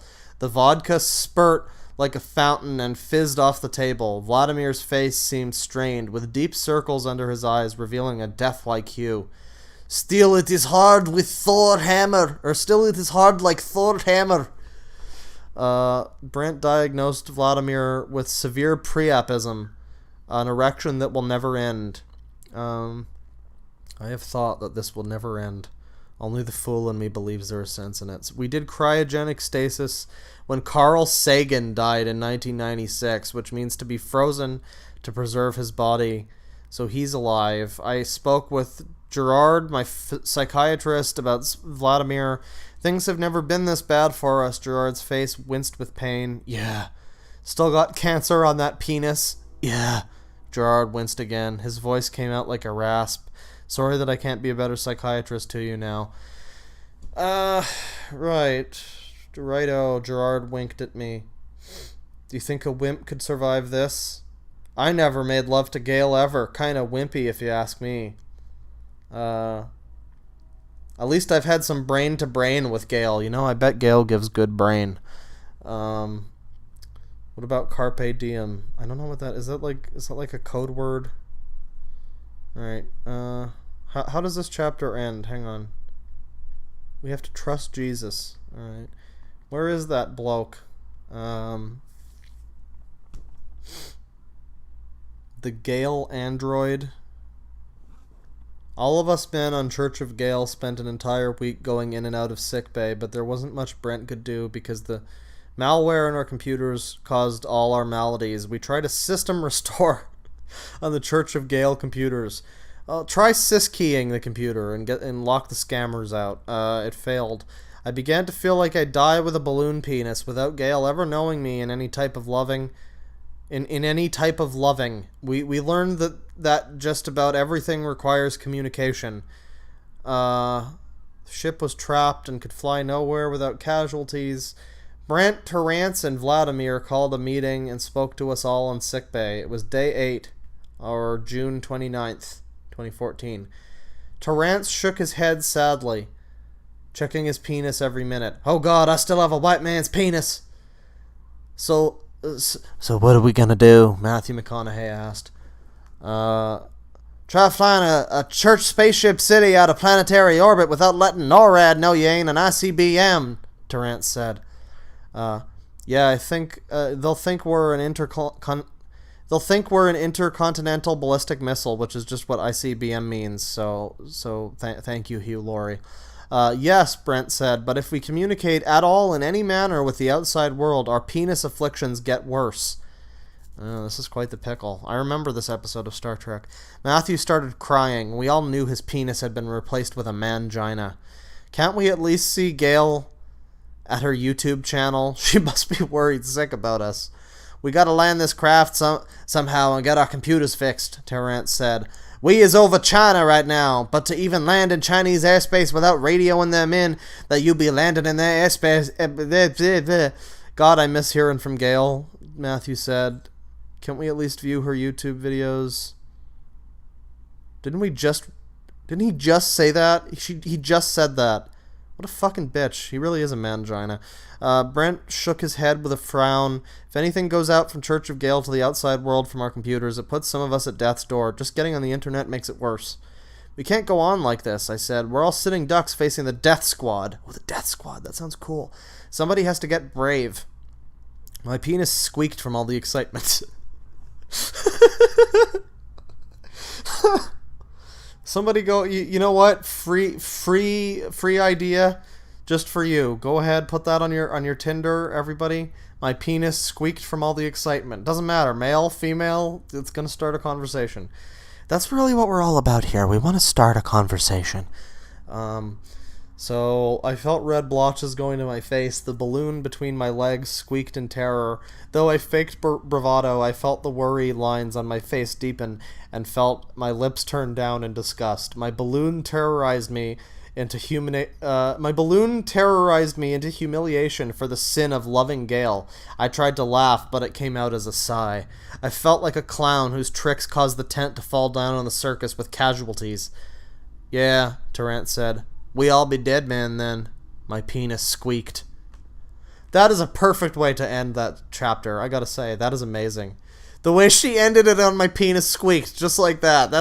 It's almost so good that it makes me think it's a joke, but it's not a joke. Oh man, that is beautiful. Let's see what the chat has to say about that. Maybe you guys love it as much as I do. It really ended like that. Squeak. Everything floats down here, Douglas. Where's part 2 of Movie Bob? God damn it, Deadwingdork. Well, you know, I asked Tristan the other day. He had a whole folder of stuff that he was planning to show me to talk about for part 2, but then apparently he lost the folder. So I asked him if he had anything, and he just said, I don't know, try looking at his Twitter. So we might just read his fucking Twitter at some point. That might be part 2. But I did do a stream reading some of his books. A perfectly legitimate Movie Bob literature review stream, just like this. So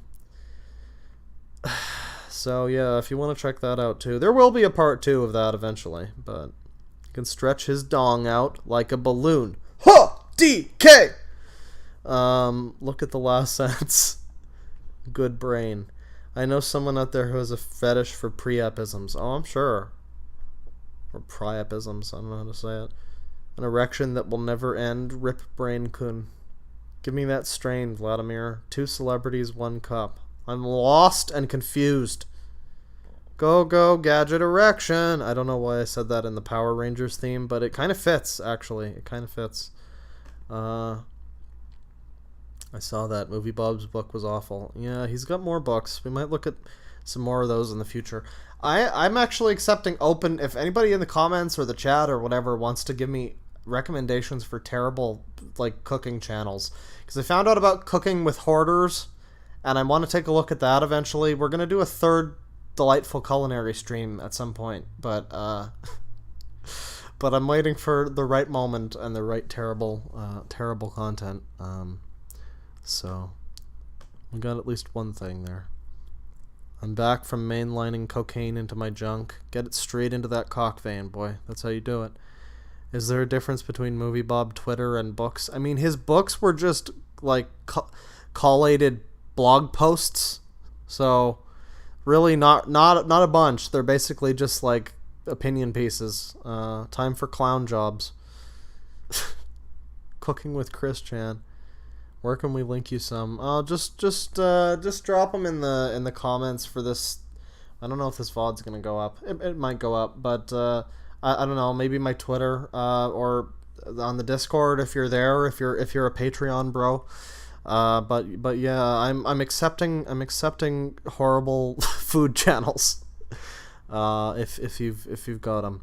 So I don't know how much more of this book we're going to read. It has been pretty exciting so far, but there is quite a lot of it left.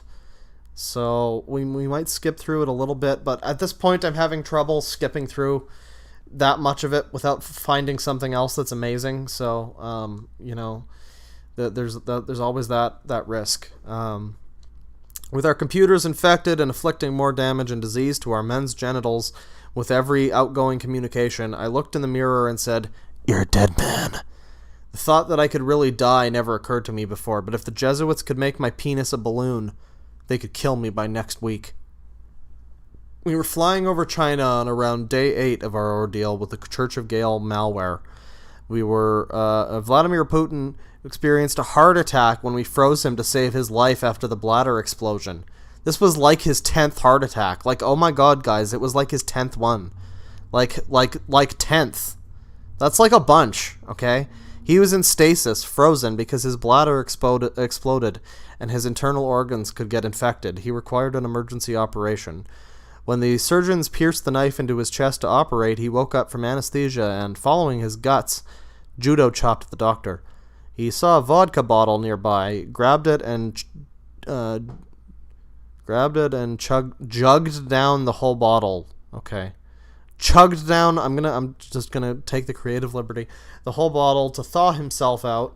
As he came to, he realized where he was and that the dream that he had that the doctor was a Jesuit was false. He had judo chopped the doctor in a dream state. His conscience struggled over. Remember, this is Vladimir Putin this whole time. That guy. This is all him. The man riding the horse or the bear or whatever it was. Computer malware at Church of Gail. Men's penis is sick, he muttered to himself. He felt the blood rush from his head and forced his body out of stasis, and his legs and arms trembled from the force of will required. He slugged his body out of bed, collapsed, and then righted himself with a lunge. He slugged his way to the bridge of the ship, tripping and falling, then slumped over the navigation controls, his face wincing from the pain of the forced thaw-out. Nobody was at the helm because each move of the ship meant outward communication. Outward communication meant death. We couldn't move the ship anywhere without using outward communication, blah, blah, blah. This is getting a little dull. Another nuke, Vladimir snarled. Damn, you mean the Chaos Emeralds? By the way, if anybody has Monster Hunter World, I don't know if the squad thing is like console specific or whatever, but I made a squad or crew or whatever it's called, and it's called the Chaos Emerald Crew, but with a K for crew. If anybody wants to squad up, I mean, the Chaos Emerald Crew is always, Obama chuckled, it's always open. Shut up, would you? I snarled to myself. My manhood was tied... God, what kind of a man was I? My manhood was tied up in a penis that squeaked with terror at the slightest move. Nothing I did tamed the coward. I felt like a half-breed, wailing infant and Tiny Tim. These are just words happening now. As the ship drove down to China, my penis squeaked in spasms. I felt like a woman having a panic attack. The ship landed... Why a woman? The ship landed with a thud, and my penis shrieked so loud it made the walls vibrate with terror. Oh, that's sexy. I became nauseated from embarrassment. That damn balloon penis shrieked like goblins in hysterics. I really love the comparisons she's making. shrieked like a woman having a panic attack. Goblins in hysteric. You never know what's going to come next. Vladimir held onto the bridge to balance himself, and he went white, his skin now clammy. Oh God, we didn't need a dead Vladimir. He closed his eyes, heaved with a huge breath, and slugged his body, tripping and falling to the infirmary. To the infirmary. He crashed onto the bed and conked out. My penis squealed, and Brent had to speak over it. You keep it down over there? But he graciously ignored it. What we just witnessed with Vladimir was a miracle. It's amazing that guy isn't dead. I felt bile going up my esophagus, my body heaving with shame. My heaving triggered another squeaking episode.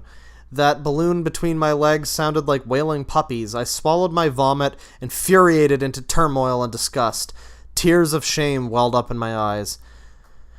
And now we got Hu Jintao on Gail's marriage list. We're in China now. There's Chinese doctors. What a nightmare. We're on IVs. Several days later, the anesthesia wore off. Oh, God. And I was eager to see my real penis restored. But when I unzipped my pants and saw 2 band-aids that crisscrossed each other, I had no penis at all. The Chinese doctors amputated my penis. Oh my God. Plot twist. Oh my God. This just got fucking... This is like Hangover 6. We all awakened at about the same time, and none of us, with the exception of Matthew McConaughey, had a penis. All of us had a crisscross of band-aids where our penises had been. Well, you know, they use giant balloon penises as aphrodisiacs in certain parts of the world, so that makes sense. What happened to our penises? The nurse quickly made our beds. White men's penis very valuable on black market. Oh, good. Vladimir seemed completely healed from his bladder explosion. The nurse giggled again. Chinese doctors did not mean to steal your penises, but when they see how long and beautiful your penis is, they jealous. So stole them. This is something fucking special. Stole them. Brent guffawed in disgust. They have no right to do that. She bowed and walked backwards. Our angry faces glared at her. Soup made from white man's penis is ancient medicine for virility. She giggled. Okay. I lifted the crisscross band-aids. Okay, well, this is... You can see where this is going. I'm gonna see if there's anything... Stop! Those penises don't belong to you! We saw several small penises, freshly amputated, about 2 inches long, lying on another table. The Jesuit Chinese doctors laughed. When we have your big white Okay, I cannot do the voice. I'm sorry. I was gonna do a voice. We finally feel sex, their chief spokesman. We bang all sorts of women. Oh boy, this is... I wasn't expecting this. This was not an... The gloves are off. You know what I mean? Like, no holds barred. Anybody. You got black stereotypes. You got Chinese stereotypes. You got fucking... Wow. This is something else. The Chinese doctors were corrupt, evil Jesuits. Susan Schneider. After learning how to do a sex change operation, it was a piece of cake for Brent to surgically reattach our penises to our manginas. The male version of a vagina. When it was my turn to be fixed, I was elated. My balloon penis was gone. Now we just needed to fix the malware at Church of Gail, so we could be sure we didn't have to endure a repeat of penis terror. See, now this is where the plot just gets a little boring. Like, you know in Dark Souls, when you get halfway through and you're finished Anne Orlando, and then it's just like, yeah, go do some shit, I don't know, whatever. And it's just like, it loses all its momentum. Well, now the immediate ticking clock thread is up. I don't know if I'm going to be as invested in the rest of the story. Her sister Sandra... grew a penis with semen during the ordeal and raped several women in Church of Gail prison. I knew one thing for sure. If I ever got out of this alive and with my real penis, I'd make love to Gail. You guys can take that quote too. If I knew one thing for sure. If I ever got out of this alive and with my real penis, I'd make love to Gail. I kept this to myself because I didn't want anybody to stop me. The only thing I regretted about the penis ordeal is that I never made love to Gail. The Jesuits would try to kill me for going after Gail, but for me, death was better than to die without having made love to Gail. Okay, we get the point. Gail is great. Everybody loves her. I was living on my knees. Right. Right, okay. Jesuits removed people's memories. Fox News. The mainstream broadcasts like Fox News. Isn't Fox News also Jesuit? I think they probably all are. I don't know. Carpe Diem. The malware still ruled over Church of Gail, and we could not see Gail's face, hear her voice, or listen to her thoughts in her videos at YouTube or her emails to us. My dreams of Gail moaned through the night. Jesuits severed my jugular and I died. That's how I feel. I couldn't feel or see her. Fox News, CNN, and MSNBC. What does that have to do with anything in that paragraph? Well, this one's really short. I cried myself to sleep every night dreaming of heaven. And the ghost of Carl, he approached my window. The other men on Gail's marriage list could still feel her or hold her in their dreams. For them, Gail was still real somewhere out there in that land of make-believe where she wandered. But for me, she vanished, and I plunged into darkness. Was Gail real? Could she fill those depths in me that only heaven could fill? Without her, my mansion became a crypt. I wandered by my star on the Hollywood Walk of Fame and saw it vanish into the night. Devils danced in the streets. Ghouls whispered and mocked the day. Hey, smooth skin! The hollows of my heart echoed loneliness. The parade of life wearied me. My heart gasped for breath. Vanity of vanities. All was vanity. I made plans and a list. I could feel the paper in my hands. I could feel the pen I used to write down my dreams. 1. Get your mother's wedding ring from the Tiburon mansion and custom design it into a $2 billion wedding ring. 2. Buy a bouquet of the rarest orchids. 3. Make arrangements to have a disguise to walk the streets of Earth without paparazzi. 4. Buy the airplane ticket to Melbourne, Florida, where Gail lives. 5. Make a list of hotels to sleep in, a different one each night to evade captors.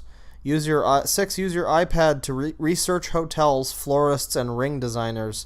7. Destroy the iPad after the research, and don't leave a clue to the Jesuits or anyone about what you're up to. 8. Arrange a contact at Fox News to let them read. So I guess Fox News, according to her, is like the one okay news station then. It's like the only good one. Of course it is. Fucking of course it is. Get a limousine ready to drive to Gail's apartment and stand at her door. I spaced out my moves through the month of July, planning and research first, then a blitzkrieg of action toward the end, before suspicion could be awakened, before the night could block me from my queen. Get it, Zack Knight?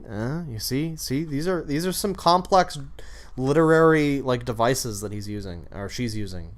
Where did he? I guess because she looks like female Neil Breen. While the men at Church of Gail struggled with malware, I struggled to come alive. Mother's ring, divorce. When I found Gail, I got put on her list. Blah blah blah. Starstruck. Gail was Princess Aurora, a real princess. She really had the genes of King David and Catherine the Great. After she divorced the cold skunk to go to Brent. Wait, what? Wait. Our brain reads determined her ex-husband. So Gail was married?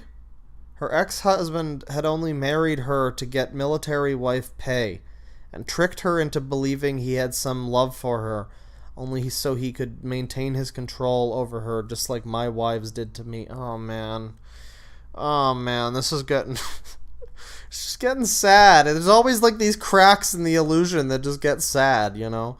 After she divorced the cold skunk to go to Brent, Jesuits bankrupted her and crashed airplanes on September 11th, 2001 to keep Brent from her. Now, what part of... Explain the connection to me. That's all I'm asking, Gail. Just you know, I know you have one of those crazy, like, boards with the all of the connections from the one thing to the next, like they have on TV shows. Just show me the board that connects the September 11th to the Brent Spiner and the Gail. The thought that a woman could love my soul and dream about loving me all day made me sore. Feel so good, I feel so fine. But with every fairy tale, there's a hitch. To gain Princess Aurora, you must fight the dragon. The prince could not have his princess until he battled Maleficent. We found a real princess, but needed to battle a real dragon. We decided to fight for her to the death. I jumped at the opportunity to be on her list because she allowed the world to read her heart and soul through her mind-reading scans. This woman was the real deal. For me, as a Hollywood star, fortune hunters roamed the earth. Zack Knight wasted no time to capture me and keep me from my princess. Within months, the press lies started. Jesuits deluged the internet and the tabloids with lies that I loved their agent, Susan Schneider. The Jesuit order married me to Susan Schneider. Oh god, I'm fucking falling asleep. Right, well, Gail's mother's ring. I used the excuse that I was working on the sequel to Mrs. Doubtfire and needed to get to Earth to make arrangements with the screenwriter and get the thing going. So, Robin Williams sneaks into his mansion when his wife isn't there. He gets his mother's wedding ring, and a couple of wigs and mustaches. So this is going to be like a fun, like, comical romp. He rented a Toyota Gorilla. As I stared out into the vista of the ocean, I felt like I was flying to be with Gail. I plopped in my CD of Keith Jarrett playing a jazz tune of Somewhere Over the Rainbow. You like jazz? And hubbed it to myself. The piano plucked its flutters of joy over the vast shore before me. Blah, blah, blah, blah, blah, blah, blah. When I fall in love, then Brent Spiner's old yellow eyes is back. It seemed nobody knew I was driving this car. In Brentwood, California, no relation, I'm sure, I headed over to my favorite custom design jewelry store. Boy, this is fucking boring. Right. So, under Gail's conspiracy law, marriages to Jesuit clone wives are invalid, so I'm not married to Susan. Okay. Well, if she says so. The jeweler's mouth opened wide in shock. Yeah, I'm sure it did. She's worth $2 billion. So he's getting a $2 billion ring for Gail.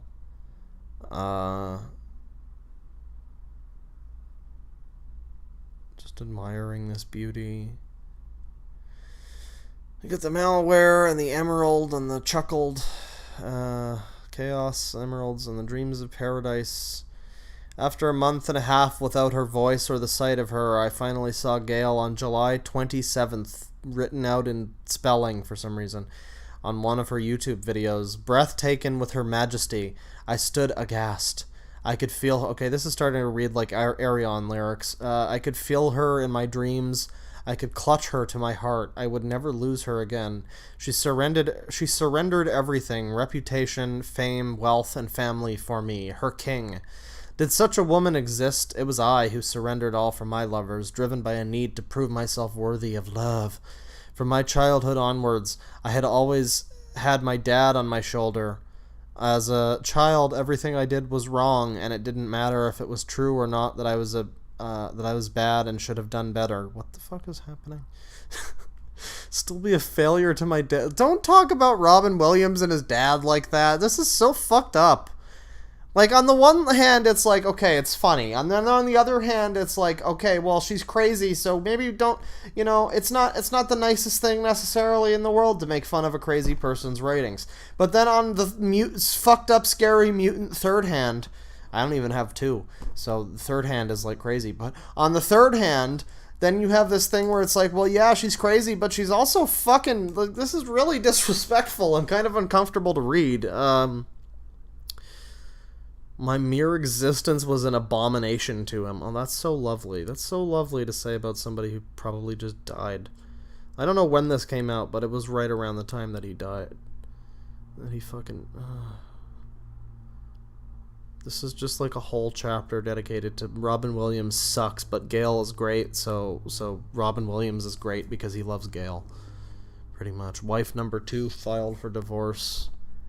Living with his father, but he reincarnated himself into his wife. Oh my god. The very wealth I used to buy approval and love became my curse, so when Zack Knight gave me a balloon penis, it just reinforced the hopelessness that I always fell short somehow. The balloon penis was the last straw. You know, isn't it always the way? Right, well, Church of Gail, they accepted him and loved him. Wife number 2 convinced him he couldn't get a woman to love him for more than his money. My heart plummeted to hell. Her mere existence, and that she allowed a marriage list of guys to wait for her, gave me hope that I could reinstate beauty and love into my universe. Yeah. It's so lovely and touching that this fucking lady is like, yeah, get in line. Yeah. What's that, Matthew McConaughey? No, your time isn't up yet. We'll see you in about 50 years when, like, that's just so lovely and romantic, you know? But Catherine the Great and King David, blah, blah, blah. I could never kill the part of me that wanted to wow my woman with the depth of my feeling for her. Well, then he probably shouldn't have dealt with that big fucked up balloon penis. I bet she would have loved that.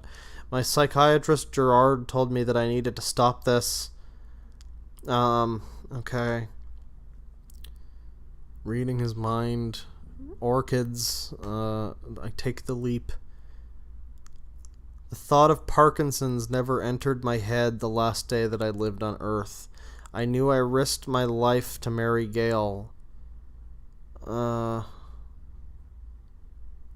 month and a half of silence with a squeaking penis devastated my peace. Good God. I heard that squeak in my dreams. It followed me throughout the day and kept me up at night with nightmares. Gail vanished like the morning mist. Throughout the day, I searched for her in my dreams and my imaginations. I see you. I feel you. So she'd vanished. The penis was squeaking. I thought he fixed that. He still felt... I still felt like a balloon penis. When could I feel Gail's pride in my manliness? But I kept running and slugging on that treadmill, and I couldn't see Gail. I could only see a balloon penis. So I get it. The balloon penis is metaphorical. I got it. I tried to shove Gail into my thoughts to feel like a man, but my nightmares of a squeaking penis still seemed more real than Gail. Right. I'm sorry if you're just joining us and I'm skipping over everything, but at this point I've read so much of this that, like, some of this is kind of having a null effect on me, and I'm trying to find the really good stuff, and I'm trying to get through most of it. Get the gist. Gail was a distant dream. The Jesuits wouldn't expect a guy to use a regular commercial airliner, or so I hoped. The Jesuits were simply not expecting me to do this. So he's going against the rules of the Patriots. He's like he's like breaking the law. He's changing the world for love. It's very romantic. Though it was true that Gail couldn't afford to eat out, it was also harder for Jesuits to poison home-cooked food. Oh, man. Though it was true that Gail couldn't afford to eat out, and just... it's just so, like, intermittently sad. If it was sad the whole time, that would be different, but it's not sad the whole time. Most of the time it's hilarious. But then it crashes down to reality and reminds you that, oh yeah, she's like this poor, sad lady who just... Ugh, man. I checked in at Hotel California. I certainly would not make any reservation at Hotel California or with the airlines under the name Robin Williams, that's for sure. Those Jesuits probably had the genetic scanners set up on all flights into Florida. They'd catch me for sure. Well, Robin, you want to bail out now? Hell no. Carpe diem. I'm a man. I'm gonna marry Gail. Goose is cooked. Okay, well, I conked out and fell asleep. Headed to the airport to marry Gail. Mr. Williams, aren't you married to Susan Schneider? No, I'm not. I would answer. But wasn't there a picture of you and Susan together recently? We haven't heard of a divorce. That marriage was a fraud from the beginning. I've been engaged to Gail since 2010 and in love with her since 2008. How could you be engaged and we not know of it? It's been kept secret from the mainstream news media. Is Gail expecting you? Nope. Oh, so let's sum this up. Hang on. Oh, we got more pictures. Where was this? Where was this? Where the fuck? God damn it. Is Gail expecting you? Nope. I've been engaged to her since 2010. You might want to pick someone who knows. Mr. Williams, why are you marrying this lady? Because I love her enough to die for her. Oh, it's so fucking narcissistic and shitty. Like, Robin Williams died, so it has to have been for me. Gail Cord Schuler. I'm so great. I returned to my private suite at Hotel California. Divan. Again. I've never seen this word before, but it's, like, appeared 5 times in this fucking book. Swooped his hand over his iPad. It was 11 a.m. I booked a flight for that evening to arrive in Melbourne, Florida, on August 12th from LA. In case I had to cancel, I continued to use a masked credit card that changed its number for each transaction. The Jesuits knew about me now. He's going to call the Fox News station and make the announcement. Trustworthy Fox News, the most trusted... Well, wait, that's CNN, but Fox News is also bad. Each private suite was like a mini house with a living room area, a bedroom, a bath, small frig, you frigging frigs, microwave, kitchen sinks, dining room area. There was a view of the beach from my window with Venetian blinds.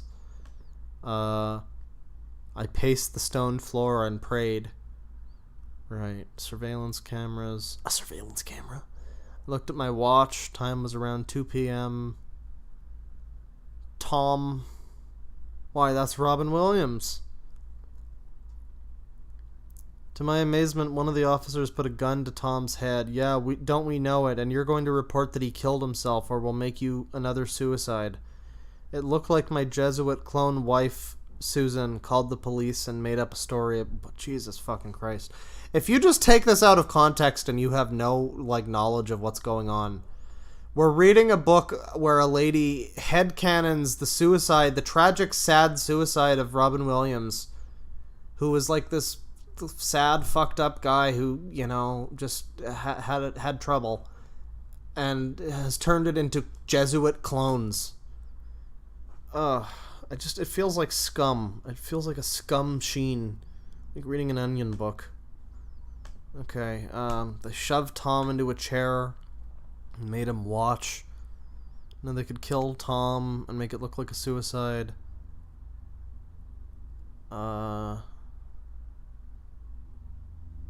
Shut up, the officer with the gun, blah blah blah. The bag was over Robin Williams' head. The leader laughed. He wants to die like a man. The scarf tightened around my neck and I gagged for breath. I fought for... What the fuck, dude? Don't write this. Oh, God. Now he's in heaven? I knew I would see Gail in heaven. Oh, my God. I don't like this. Gail offered me her arms. I saw Gail in her millennial form. Fuck off, you cunt. Jesus Christ. I don't even care if that's, like, mean, or if it gets my fucking channel terminated. I don't give a shit. Fuck off, Gail. I don't care if you're crazy. You don't write that kind of shit about somebody. Fucking hell. Alright, great. Happy fucking ending. Gail and Robin Williams are together. All he had to do was fucking have his suicide faked by Jesuits. And his evil Jesuit wife. Right, okay. Gail's stepfather, who went to heaven on March 12th, 2014. Well, that's sad. Vladimir Putin grieves over his wife's death. Rule 13. What is that? So, like, did she think that was Rule 34 and that's like porn? I don't... What's going on? Jesuits murdered... Right, we heard about that one. King David of Israel. Jesus says this portrait is very accurate. I'm sure he wouldn't have looked any less white than that. I'm sure. Certain. Somebody from Israel would have looked just as European in face as this man does. Right. Korean singer Soo-young as opposed to Japanese Jesuit Rule 13. What the fuck? So Rule 13 is a character in her head, and it's like a fucking... It's a Japanese Jesuit. Did she get the idea from, like, Kingdom Hearts? Oh my god. So I guess Korean lady here is one of them. Oh god, this is so fucking... It just feels like scum. It just feels like a scum sheen. Right, well that was her books, I guess. Those are the two that Ames89 in the chat have provided for me. Or has provided for me, rather. I don't know. Do we want to watch some of her videos? I'm kind of getting fucking... Like, I'm emotionally beat down by these books. Let's take a look. Let's look at the chat here, see what's going on. F for the death of literature. I have no idea what this story is even about because you showed up late. Well, don't worry, you lost out on nothing. Gail is the love child of Justin RPG and Alex Jones, pretty much. Go off. Gail is a millennial.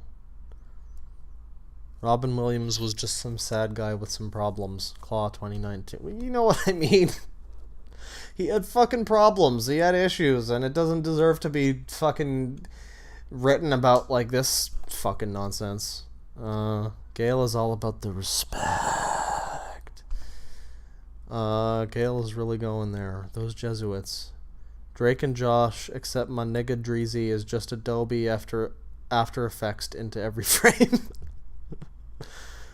Let me kiss your sweet sleepy head, Claw. Well, that's fine if you want to. I don't know.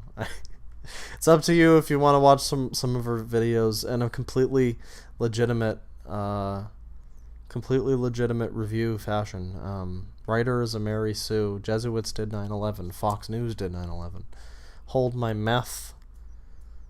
This went left. Dragon Quest has changed. Okay. Watch the children's book with the cat. Yeah. Gail's rejection was the final nail in the coffin for Williams. Restaurant. F for face cream. I don't want any more of her. You know, I think Ugly Biscuits got it right. I don't know. I think I'm good. I think maybe we might look in the future. Maybe she'll do another video about me and it'll be wonderful. But for now, we are young. Let us stay in the sun and count every beautiful thing we can see. Let's take a look at the super chats here. See what I missed out on. I'm sure I missed a couple. I caught up on a few. James Stevens, $2. Hey DD, the love of my life just broke my heart. Oh, I'm sorry, but just feel that's a terrible thing, and I've been there. Just feel better that you're not married to a plushie, or married to a bunch of celebrities who actually don't love you and are married to real women who do love them. Just feel good about that, you know? You're in a better position than some people that we've talked about. Mevolander with £5. Is it Soros or Coke money? Soros is the Jesuit one, so maybe. Yeah, you know, I'm one of those Soros shills. I'm a paid-for stooge. What can I tell you? There's nothing in my contract that tells me that I'm not allowed to tell you this, so it's fine. Yeah. What up, Soros, my man? Hit me up with them paychecks, homeboy. Hurry up and wait with $2. Why has God forsaken us? Zara with $2 slips into Claw's G-string. Good boy. I don't know what I do to deserve this, but thank you. Hurry up and wait. $2. How has she avoided a straitjacket this long? Hurry up and wait. $2. I am a Jesuit priest here spreading the word of Lori. I think I read that one already. And, yeah. I love the nation of Israel with $2. Let's be honest. The Jesuits are running the... Okay, well, thank you. And then I think I read the two here from Scorpio Bich for $2 each. And then finally, Liebshin Talks with $10. I love you, BB. Liebshin is love, Liebshin is life. I will buy your channel and rename is my big A page. Gail will make you her lover, Baba Boo. Well, all right then. So now that we're all caught up. Thank you everybody for joining the stream. This has been fun. Thank you to Gail for making the lovely video in response to my videos. In all honesty, I don't know what to tell you, Gail. I'm sorry. I'm not funded by Google. I'm not funded by the Jesuits or the Laurie McBride. She's pretty hot though. I wouldn't say no to her. I wouldn't turn her away out of bed. But yeah, I don't know. If I had the secret under the table Jesuit money, then I would not be in this apartment building right now. I would probably be living in a golden mansion shaped like one of Dan Aykroyd's vodka skull bottles.